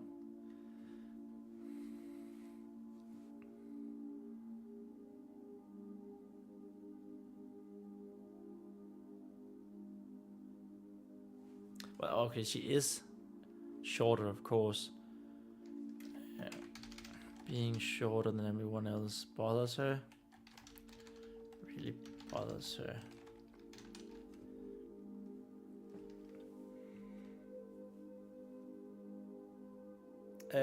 I guess that's just like it makes sense. Like I mentioned here, it sort of makes sense that she comes to terms with, or like she accepts being shorter than everyone else has its perks in some scenarios, where she in the end can move up the vent when she's trapped down there later. But I don't wanna... It could be funny to have it act exactly like Edward Elric in Full Metal Alchemist, but I do feel like that's one point where I want to be somewhat original. So maybe just we'll keep that in the back of our mind. Oh, there's so much stuff to do. It can feel a little overwhelming when we think about it, but we'll get there, one thing at a time. Giant quirk, Edward Elric.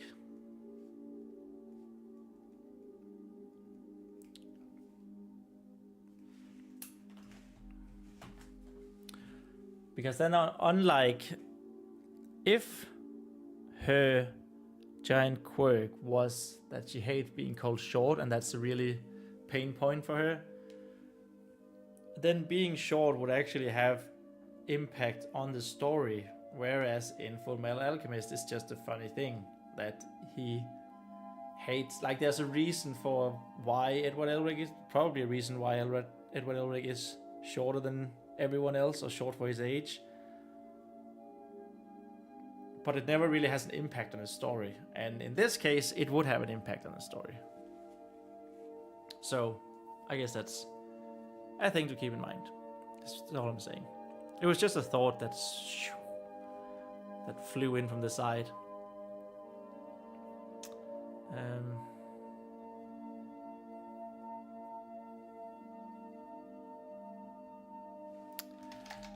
They'll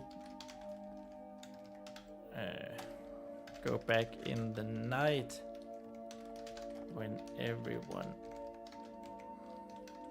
is asleep and they don't have chores.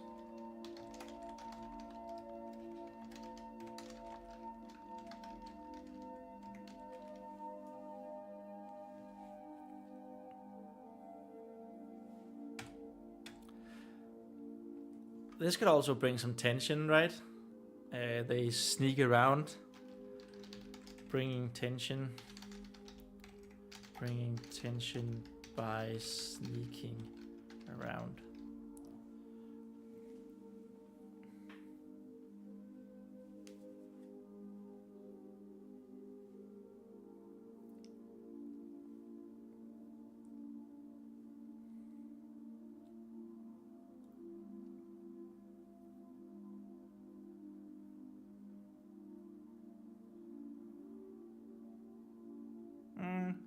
I just thought of something. What if it's the second time that she falls down here, or she's down here?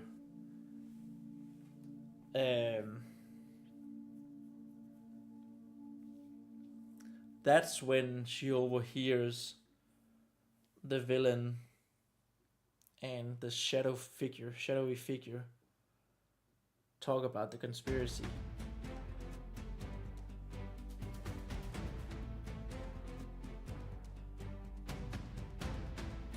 What would that do to the story? That would make us that we would need another call to adventure. Yeah, so we can't really have that.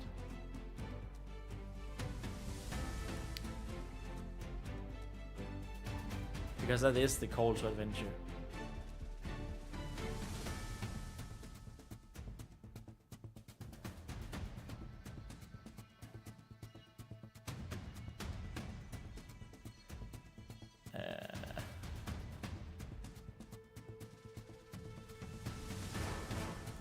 I'm just gonna write here idea.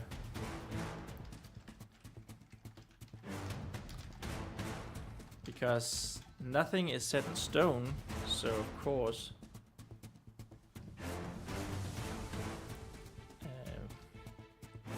it's a good thing to write shit down. I don't know if you see my latest meme on the channel. Latest short. But yeah, writing stuff down is a good idea. I thought that the Incredibles meme was quite funny. YouTube did not. At least it hasn't been picked up by the shorts algorithm yet for some reason. It's just a bit weird, strange. But yes, idea. What if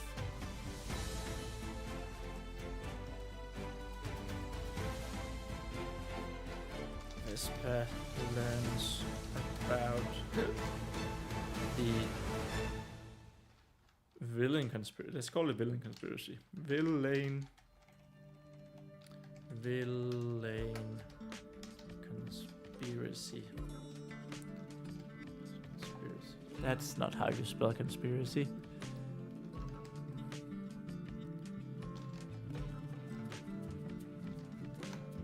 Here, the second time she's in the catacombs.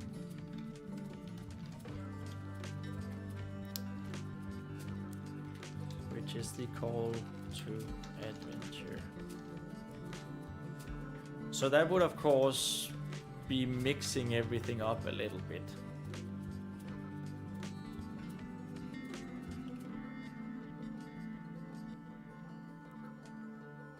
And that's not... It's not necessarily a bad thing that we mix stuff up. It's just... Yeah. Well, what I'm trying to say is, I guess, it's good to have options, right? So that is definitely an option to have this villain conspiracy here. Somewhere here. So we just need to find a way that she ends up in the catacombs in the first place. Would need to find a new way that Vespa ends up in the catacombs in the first place.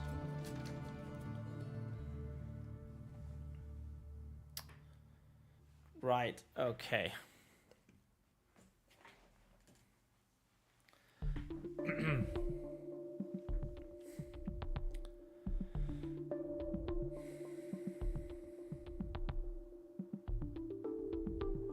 They'll sneak back in the night.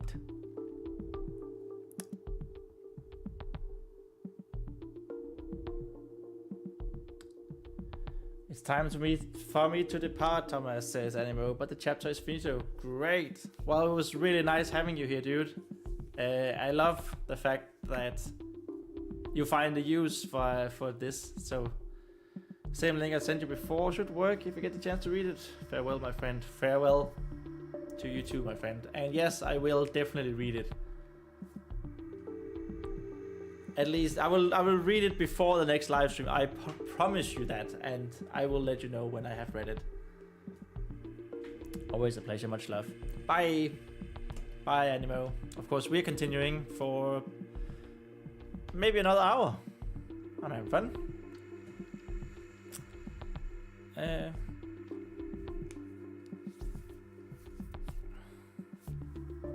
I definitely want this meeting the mentor part down.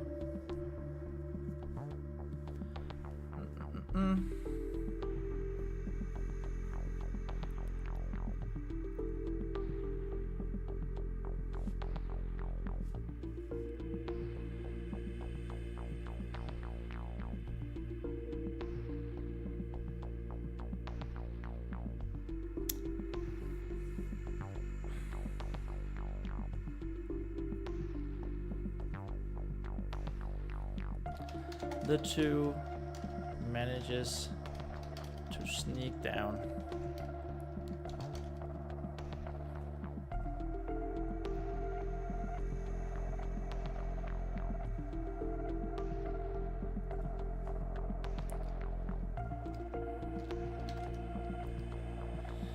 With a sneak back down, sneak back down with a light source.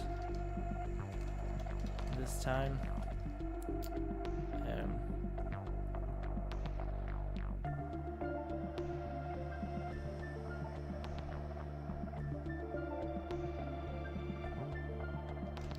So she can see everything. Everything in the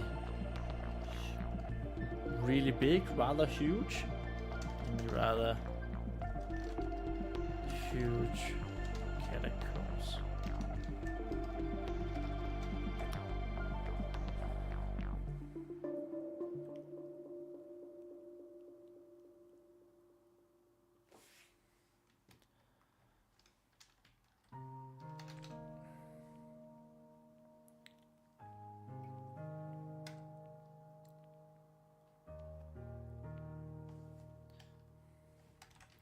Vespa is amazed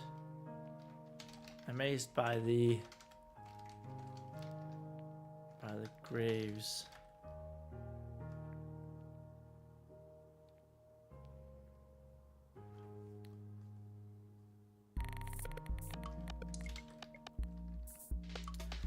And just how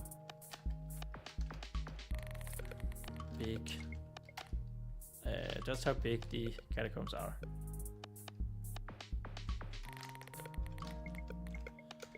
Seem to be. The voice is back.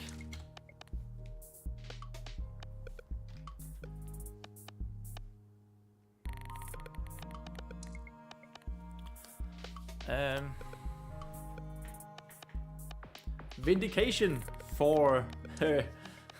For Vespa.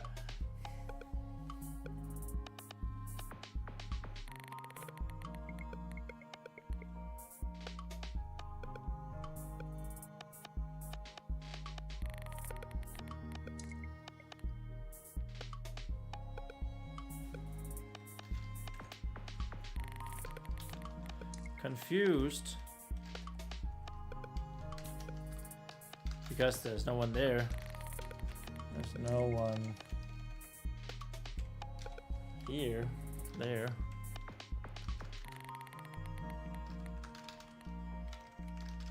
Vespa converses with the voice. Converses with the voice.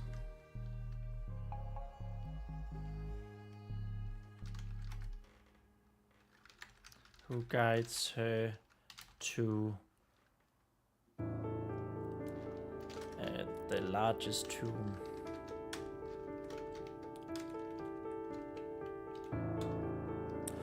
So this is also where we want. This is also where we want to find at least the first part of this prophecy we spoke about in an earlier.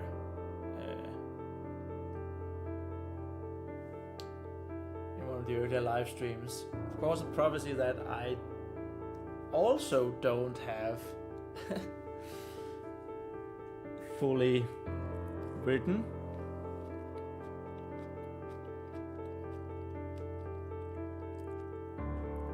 And when I say that, that's a lie. I have basically written nothing of it, but mostly what it should contain.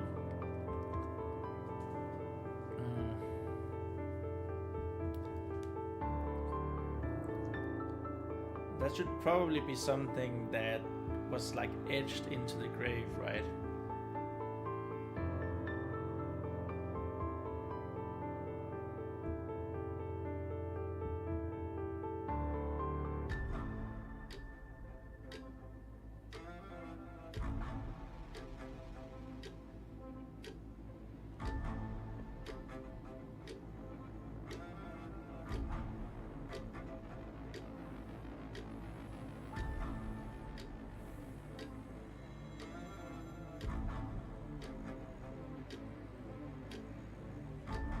I just realized something else.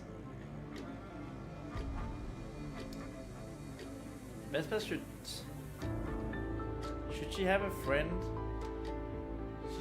like that's about her own age, it would make sense to have that, right?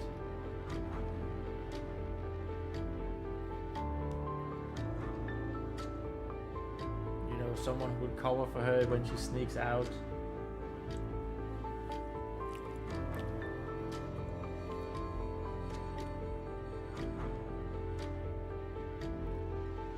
I mean, that person should be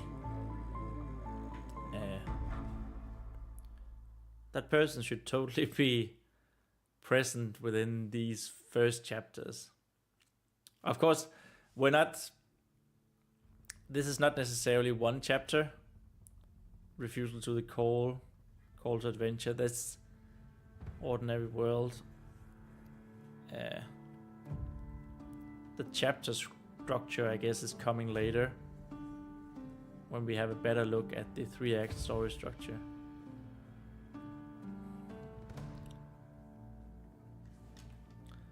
But, I mean, having a friend would not be the worst, another kid.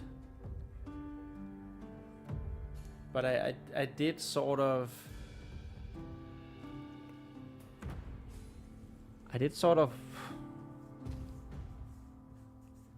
would like Vesper to be the only kid, though. I mean, it could be something happening for the second book.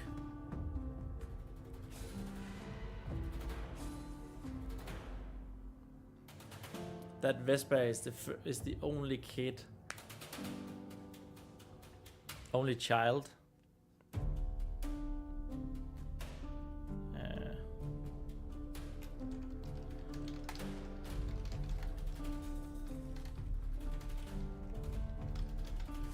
At the castle/temple.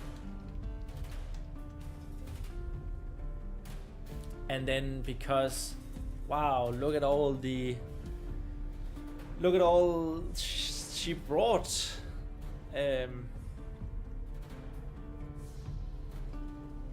That she ultimately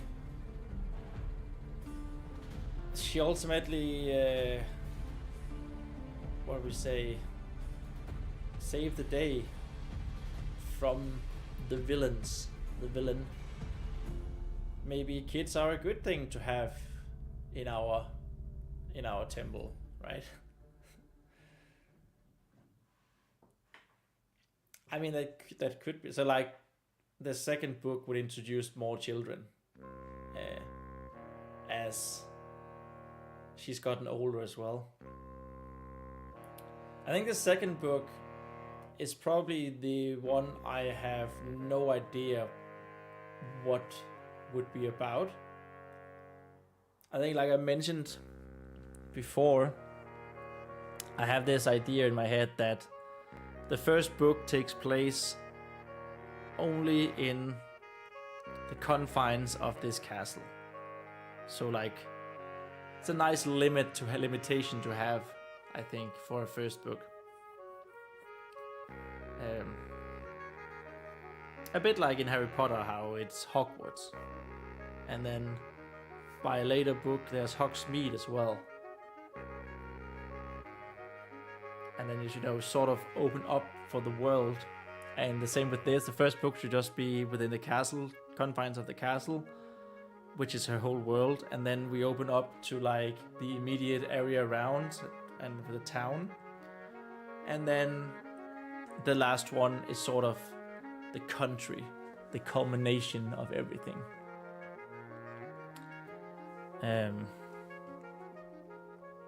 Yeah. But that's for another.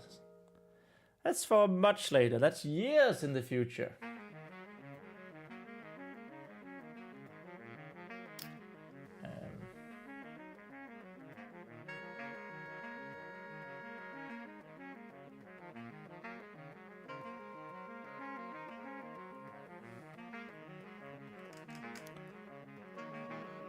Confused because no one is there, converses with the voice of guys, so that's true.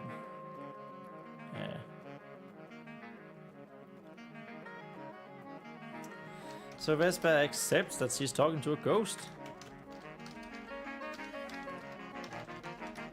To a ghost.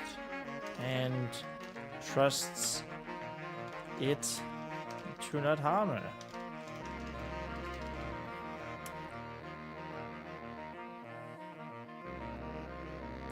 Is that a weird sentence? Like, she is a really imaginative character. She has a big imagination, so I don't think it would be out of character for her just to accept that she's talking to a ghost.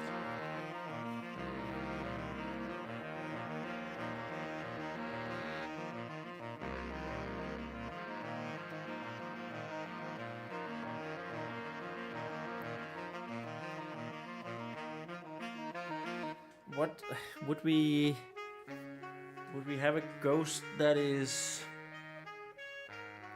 present, like not manifested in the world, but like, yeah, actually manifested in the world. Again, like in Harry Potter, with the ghosts, nearly headless Nick.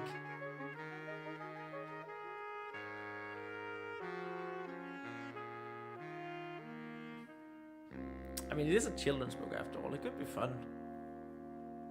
Or a young adult fantasy. But I just don't know if it sort of breaks. I haven't decided if it sort of breaks with my universe. Because obviously the Fae folk have great link to spirits. And given their entire religion and what we've written with the realm trees and the Amber Father and the Umber Mother and all that. Spirit bounds, of course, as well. Did I mention that twice?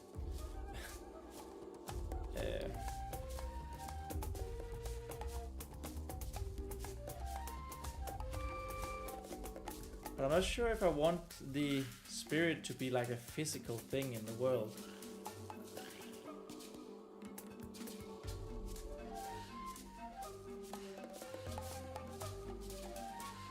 I do like the idea that when someone dies, they wake up in another world. The spirit wakes up in another world. Like in Brothers Lionheart, which is like such a good book. I want to write a book like that someday. So yeah, I have this idea of a spirit realm, which of course is where the Faians look to go by being absorbed into the realm tree with their religion.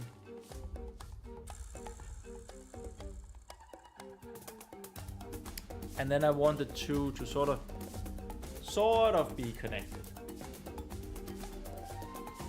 The physical world and the spirit world.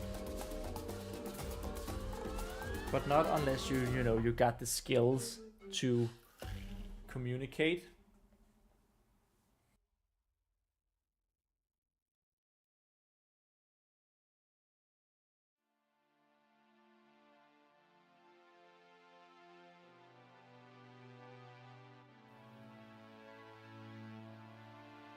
Sounds like we've written ourselves into a corner, which we haven't. I just need to figure out how it makes sense to do this.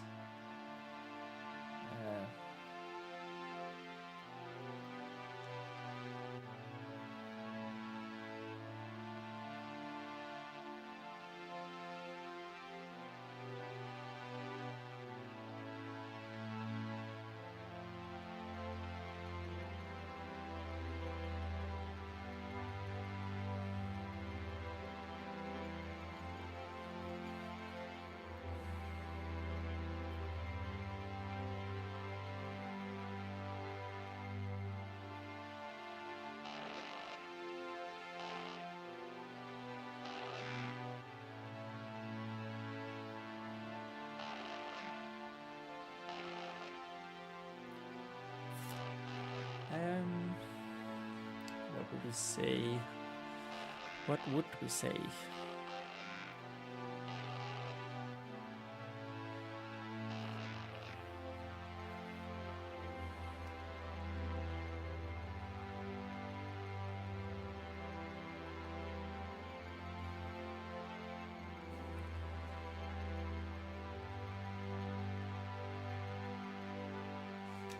Let's write the tomb. The tomb is decorated with, among other things,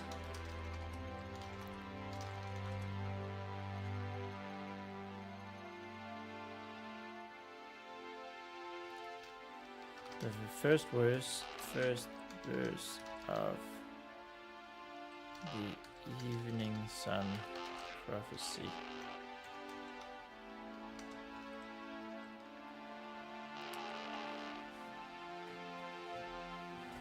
Whoops. This would sort of be like where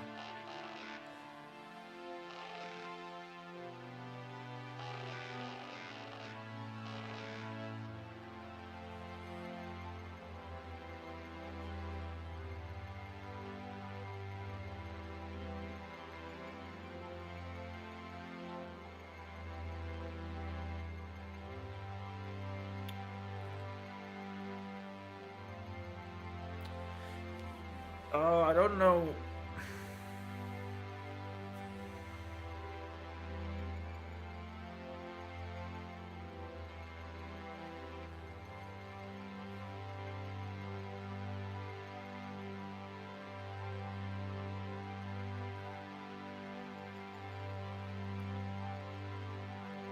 I don't know.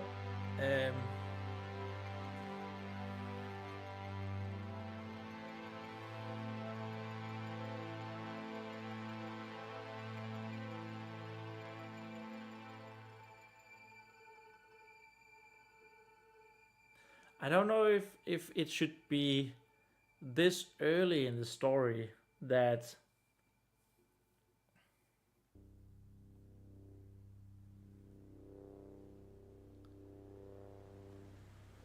Vesper finds out about the Eveningsun mistranslation, the son of the evening originally being the sun, the star, the sky, the light giver in the sky, and what the paladin is.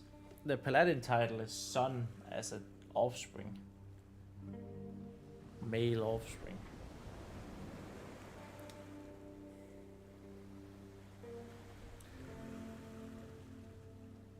Because I was like, I was just thinking like, okay, that could be sort of the midpoint twist.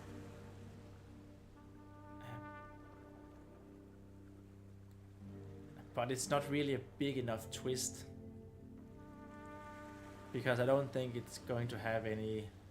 It's not going to have any consequences for the story, really. It's gonna have some consequence in the wrap-up,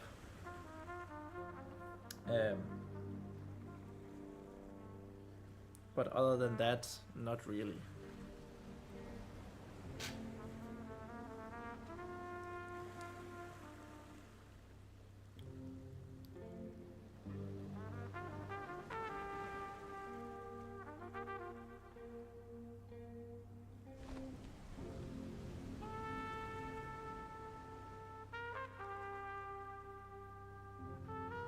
You know, I actually realized something else.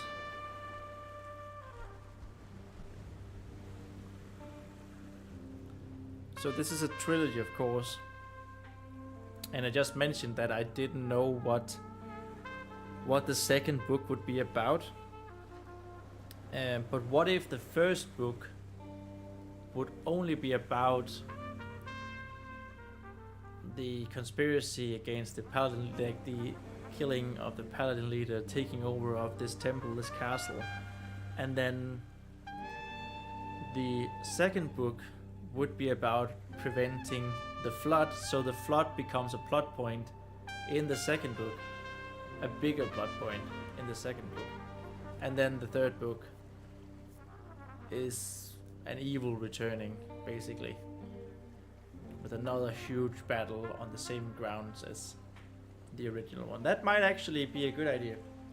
That might be a good idea, but we can still introduce the concept of the flood in this book. Let me just the call to adventure.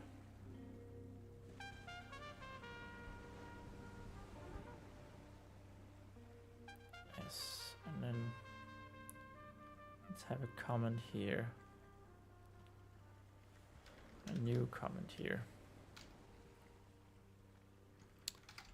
The flood could be the plot point of the second book. Because then we also, you know, we get bigger and bigger as the trilogy goes along. I think that's a good idea.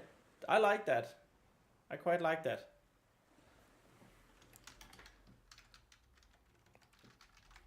With the plot getting bigger and bigger as we move along. With the books.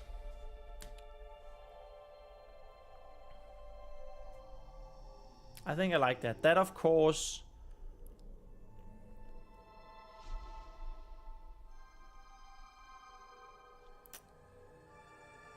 it would of course mean that we take something away from this particular book.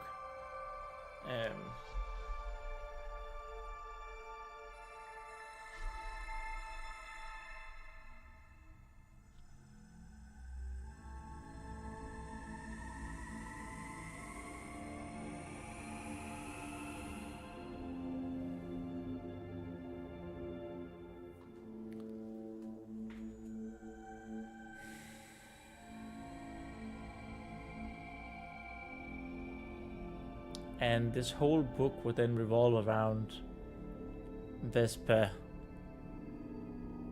trying to stop the assassination attempt and trying to find out who the villain is. So I don't want it to become like a murder mystery. Of course, that's not going to be That's not someone who's initially murdered, so it's not going to be a murder mystery like that either way, but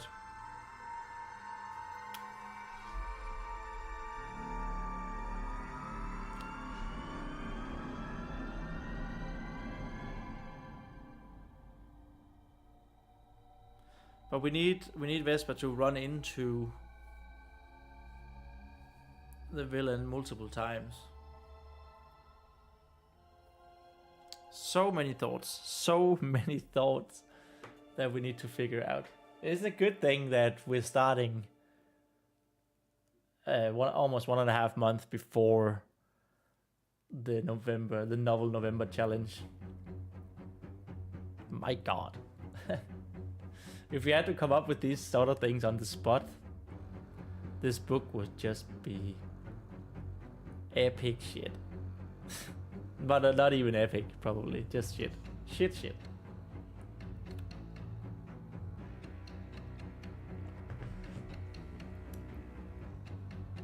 But we are meeting the mentor. That was, once again, another tangent, another sidetrack.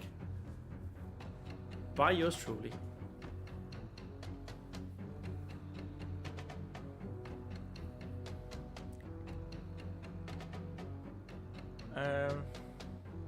Yeah, we wanna end this meeting. Definitely wanna end this meeting, the mentor thing. So next time we can actually do the crossing the first threshold.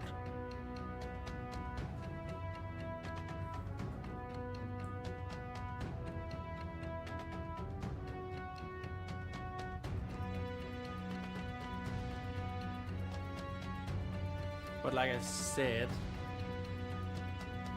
Oh yeah, that was the tangent piece. That was the thing that started the tangent with the books. So this grave in the catacombs should of course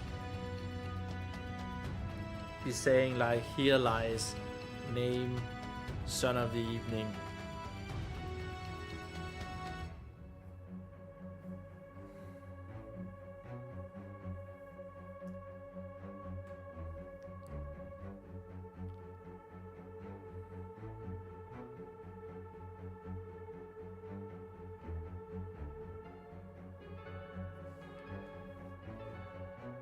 of course, there is a little problem here in that if the Feyans come to help with this great evil, this great battle,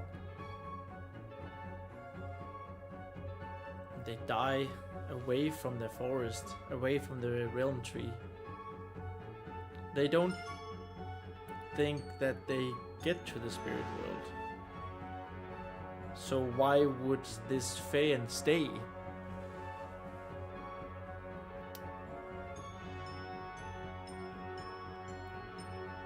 Of course, maybe he stayed in order to make sure that whatever evil they fought back remained there.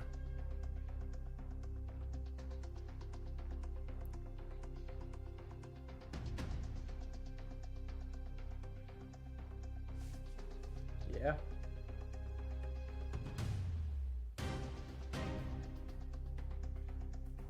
Yeah, there's some background lore there that I need to figure out sooner rather than later, probably.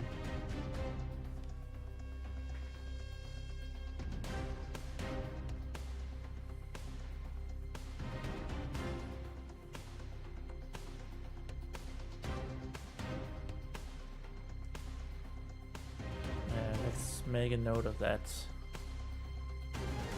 Vesper's Ghost Mentor. Feyan.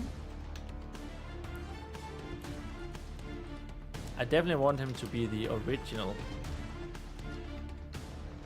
son of the evening.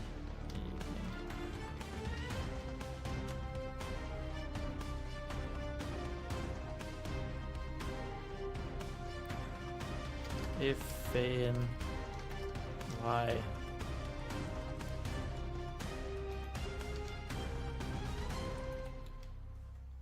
Why did he decide to stay at the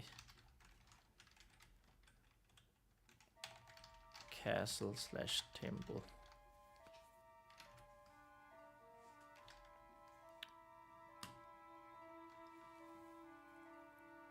Well, I guess it was just a castle back then. The castle being built.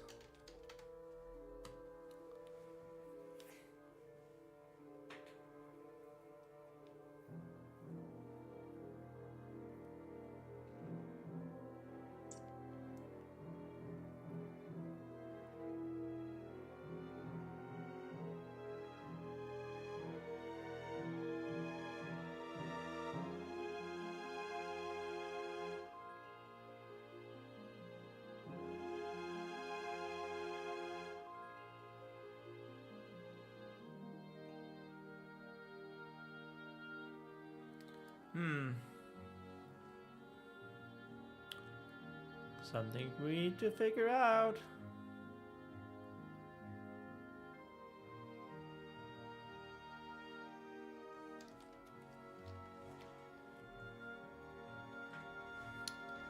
While large, the tomb displays a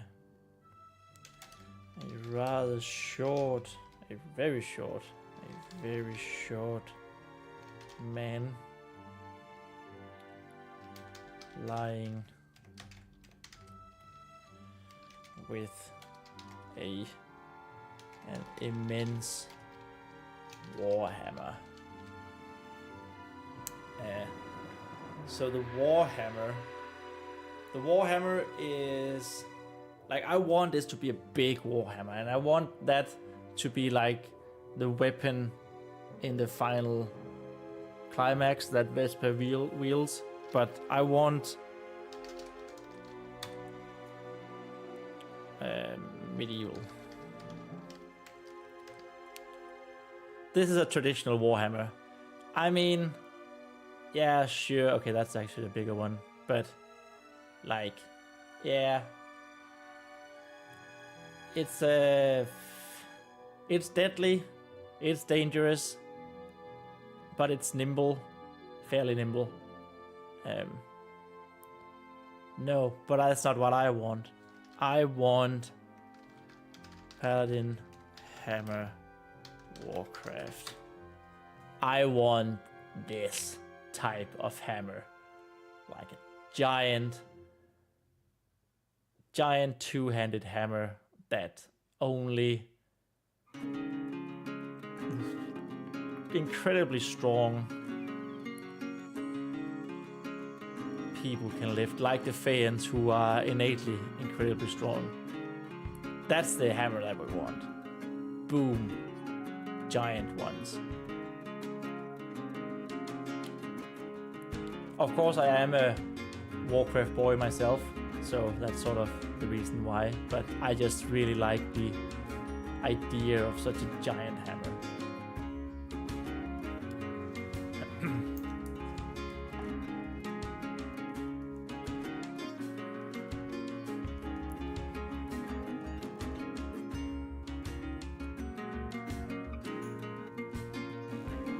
Warhammer size, just writing a note in the short form video.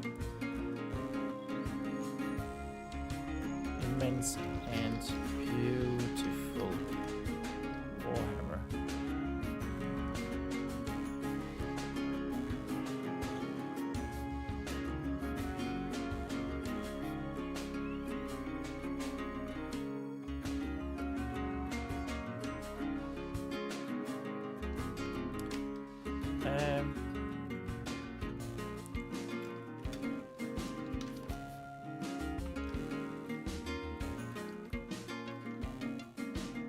Yeah, that makes more sense. The ghost.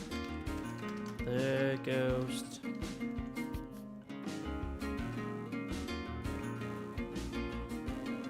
This is of course supporting character 2. But we're not. It's way easier to just refer to him as a ghost. That's what we're going to do.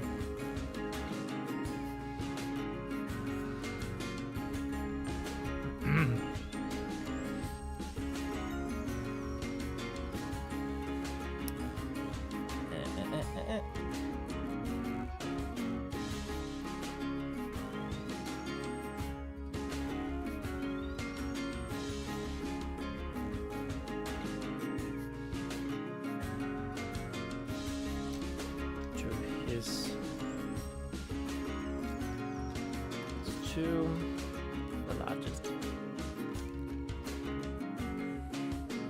The largest one.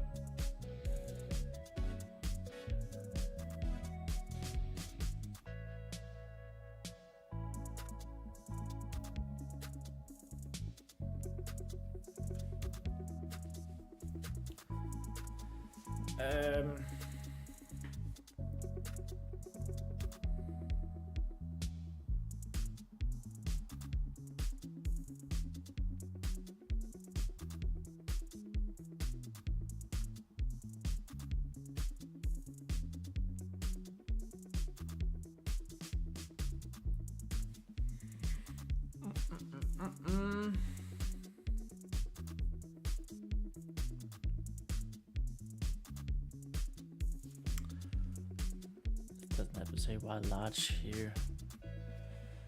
Okay, we are venturing into the last half hour, and I do feel my brain turning to mush, but I will try to finish this meeting the mentor one thing.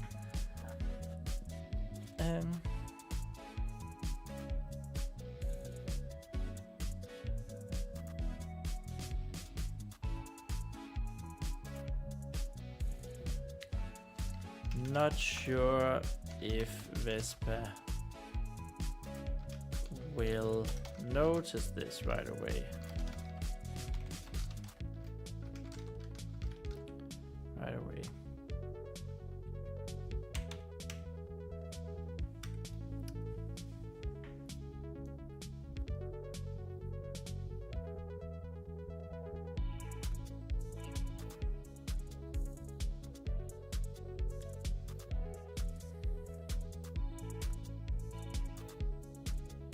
So the ghost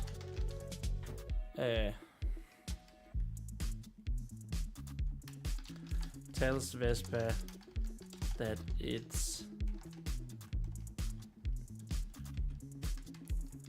nice to not only have someone to talk to,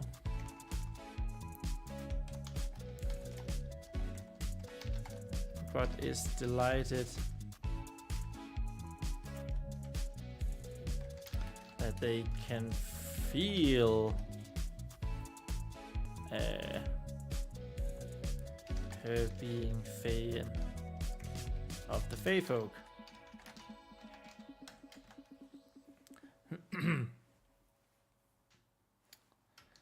Vesper is, of course, confused by this.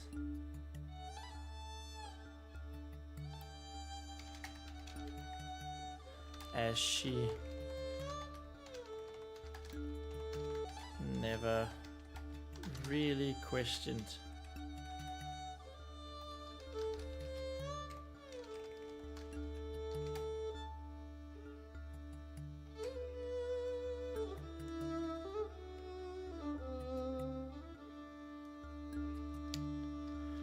the ghost talks about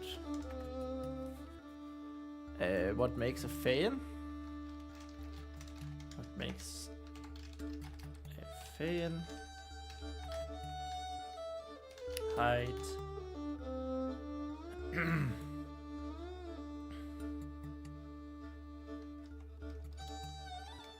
Physical traits. Her strongness. Strength. That's the word I'm looking for. Strength.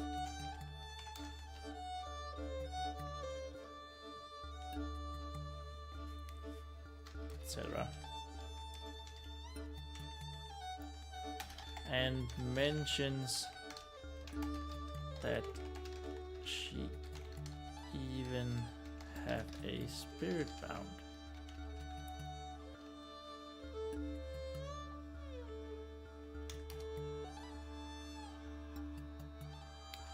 Acknowledging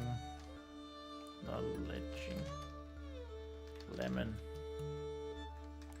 on her shoulder.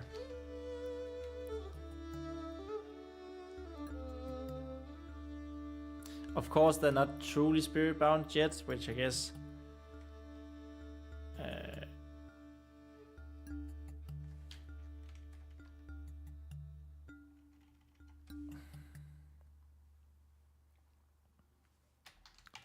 Vesper and Lemon are not true spirit bound yet.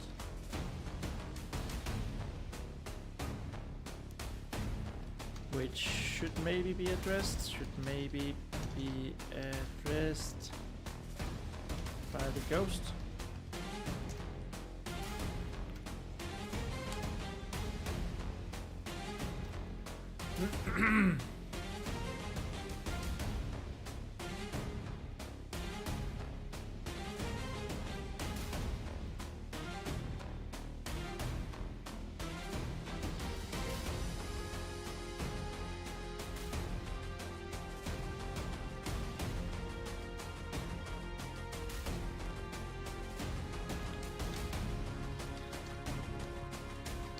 When asked what a spirit bound is,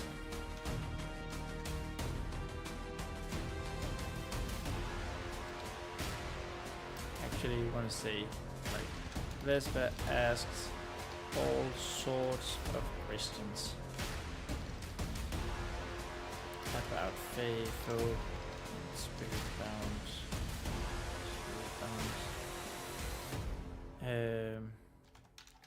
which the ghost happily answers.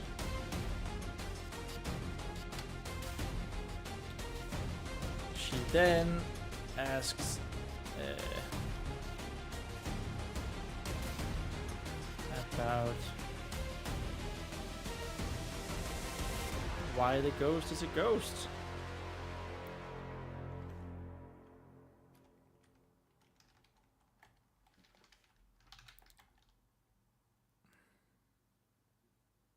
We do keep saying that he's a ghost, so that sort of implies that he's manifested in the world, right?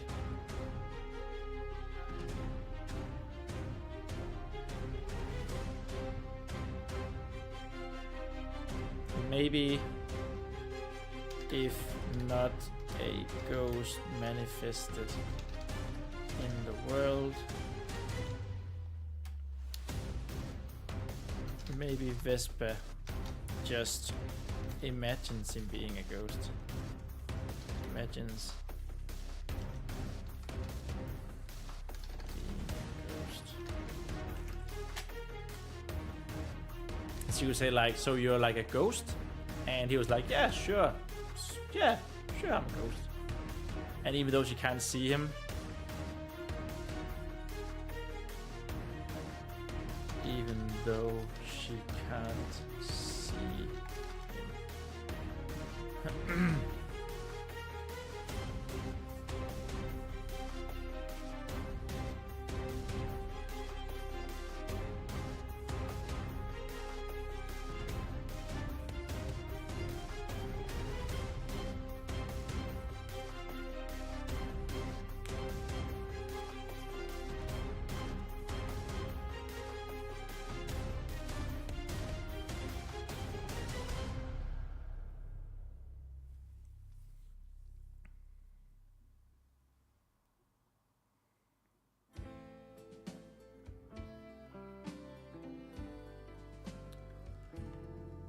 So we just keep calling him Ghost as Ghost. Why Ghost is still in the world.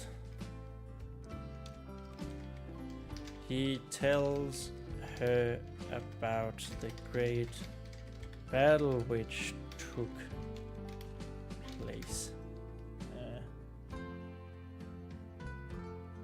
Actually, here, did she think she was a human or a dwarf? E.g., if the castle's blacksmith would be a dwarf, which would make a lot of sense. I think if you read Calamity, our very first short story about dwarves. Not that it's necessarily those characters, but you know, it might be that one of the characters. That could be a cool little nod to that, actually.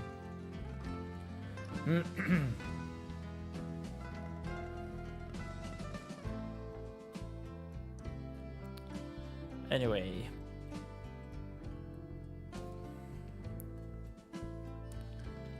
On the grounds before a castle was raised.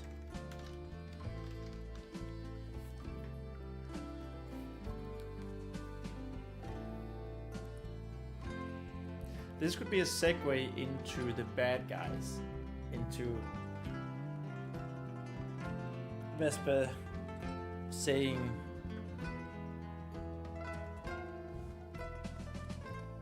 this villain story, or like what she heard, and then the ghost here saying like, you have to make people realize if it actually happened, you have to warn everyone, but they won't listen. You have to make them listen.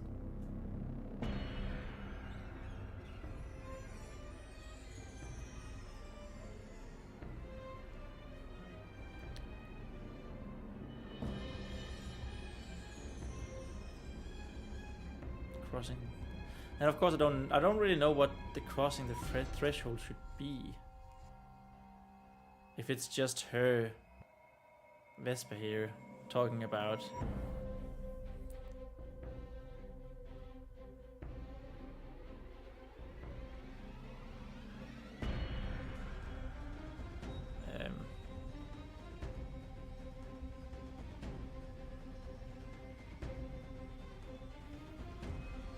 like her accepting what the ghost tells her.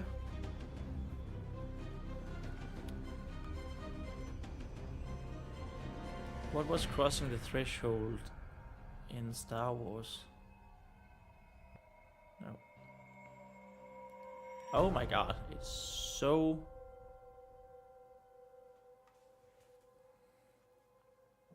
slow. That's a problem with having a really cheap Chromebook. It's a glorified web browser and it's slow as fuck. Meeting the mentor, crossing the threshold. Hero commits wholeheartedly. Oh yeah, that's because Luke's parents did. And so he joins Obi-Wan. That's true.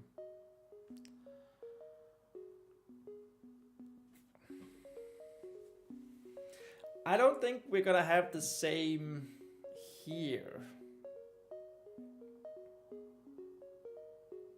Of course, we don't know where her parents are, for that matter.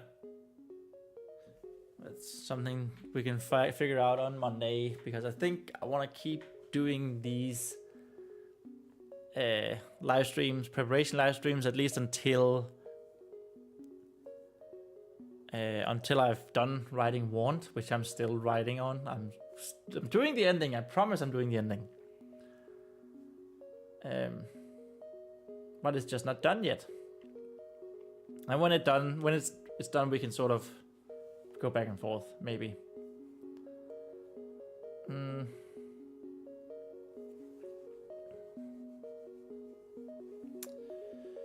Tales of a great battle which took place on the grounds before a castle was raised.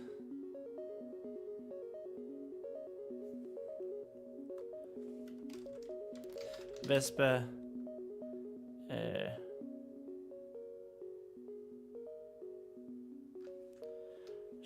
She refers. That's not what it's called. Vespa.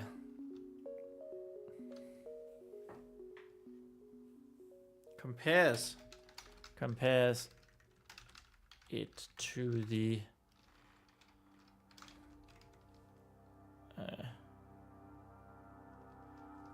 against great evil which took place on the ground before the castle was raised.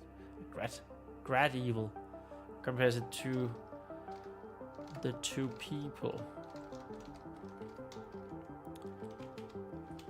Villain and shadowy person. Saying they want to kill the leader, the paladin leader of castle temple.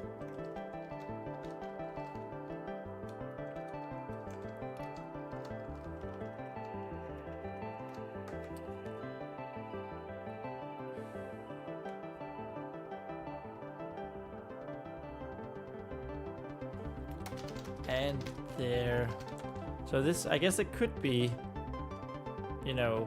where we introduce the flood, and then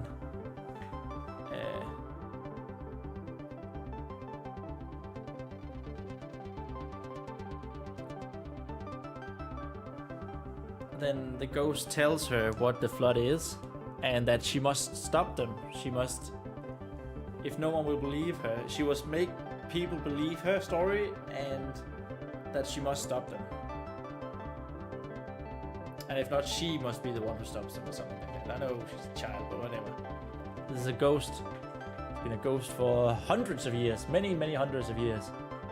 Thousands of years. I don't know. I don't have a timeline yet, which we also need to make.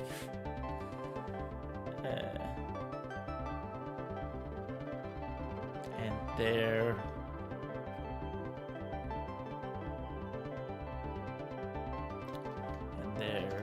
bringing of the flood.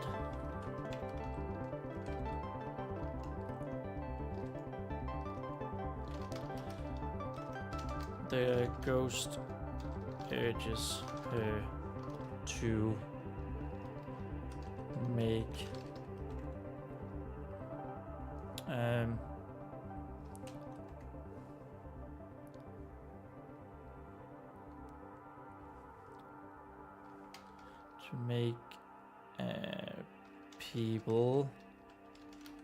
make people realize she's telling the truth,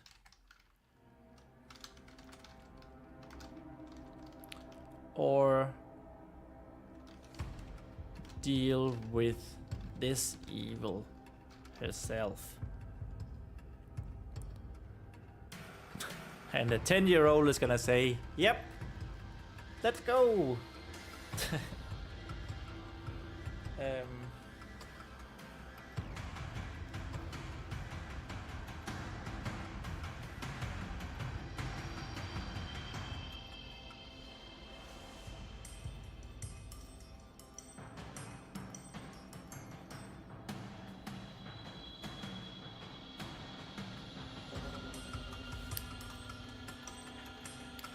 When Vespa asks what the flood is, the ghost is finally the one to give her an explanation.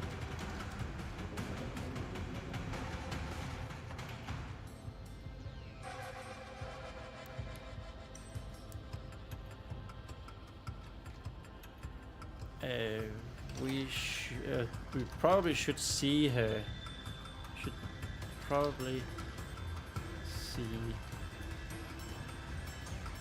her ask multiple different people.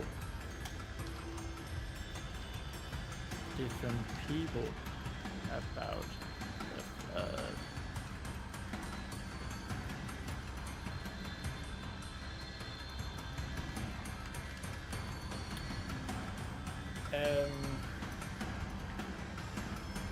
so yeah,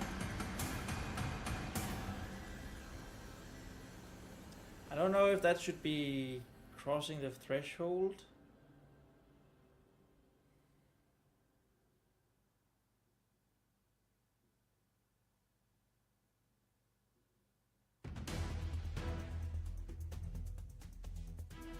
Because we could have like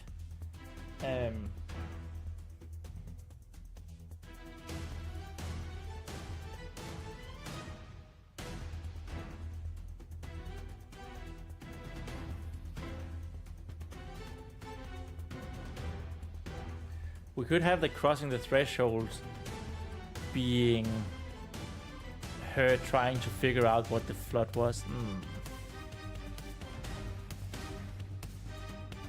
It's like she would sneak into a library and find a book about the flood, right?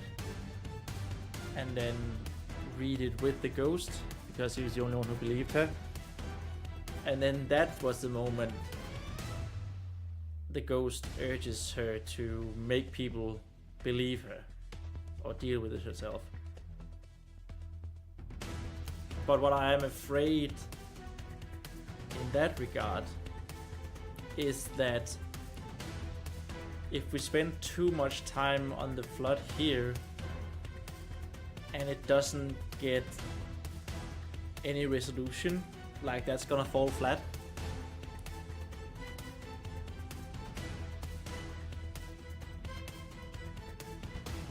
So maybe we would much rather have that in the second book, if that's which I'm leaning more and more into. I know I've only talked about it for an hour now, but I'm leaning more and more into the flood being the primary driver in the second book, and the first one here being the killing of the paladin leader, whoever that guy is.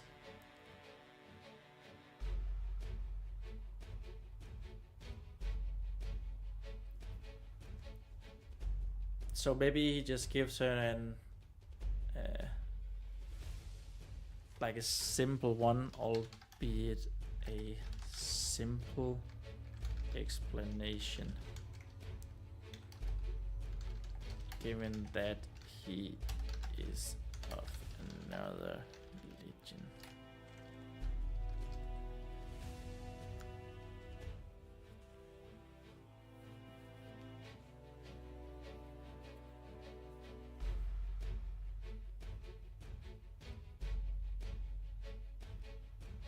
Yeah.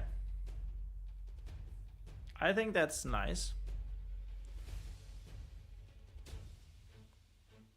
I mean, that's an okay meeting the mentor, I think. Hero experiences some hesitation in answering the call.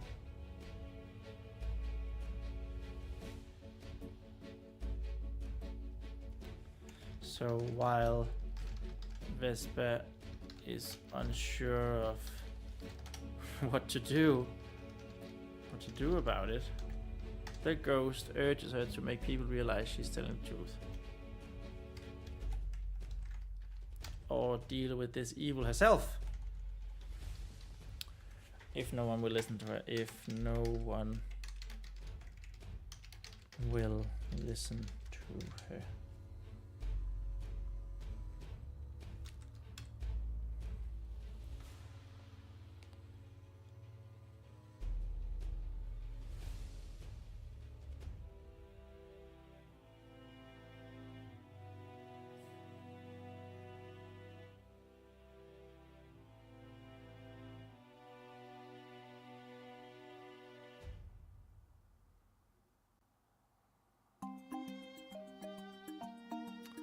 Yeah, I think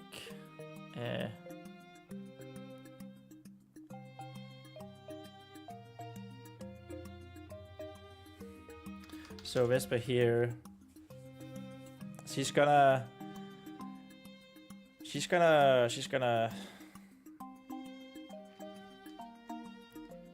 Vespa makes up her mind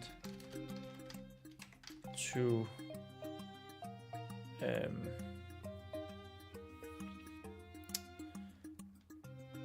not convert.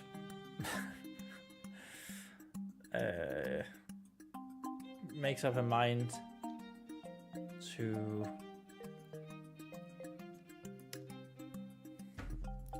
what the hell is that called? Oh, it's a good thing we're approaching 3 hours, and I think we are ending this live stream really soon. It's not convert, but no. Change, apply, remodel. Convince. Overbevise. Yes. Okay. So many ads on Thesaurus. That's really... Yes, it is convince. It's convince I was looking for. Makes up her mind to convince her sister. Supportive character number 1.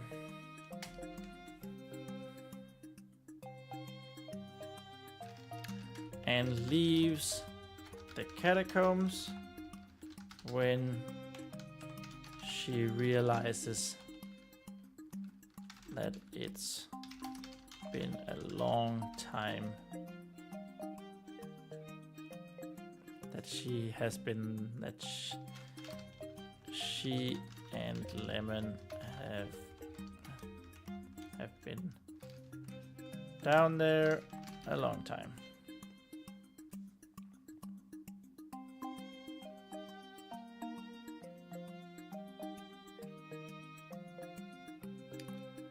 Actually, we're gonna say making her realize.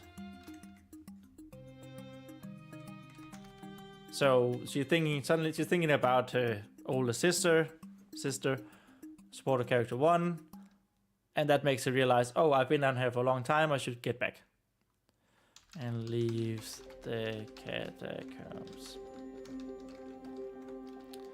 She promises the ghost that she will be back. back. And I think with those words, we done it. We've managed to do meeting the mentor. Of course, it's all still up for change, up for grabs, but next time, that means next time we can focus on crossing the threshold. I might work a little bit on the background stuff, like the great battle and the names, some personas as well. Until next time, until next Monday. Not next Monday, but on Monday. But yeah, that was it for today. It was a long stream, a little over 3 hours. I think we've only done that once before, and that was when we read Fly out loud.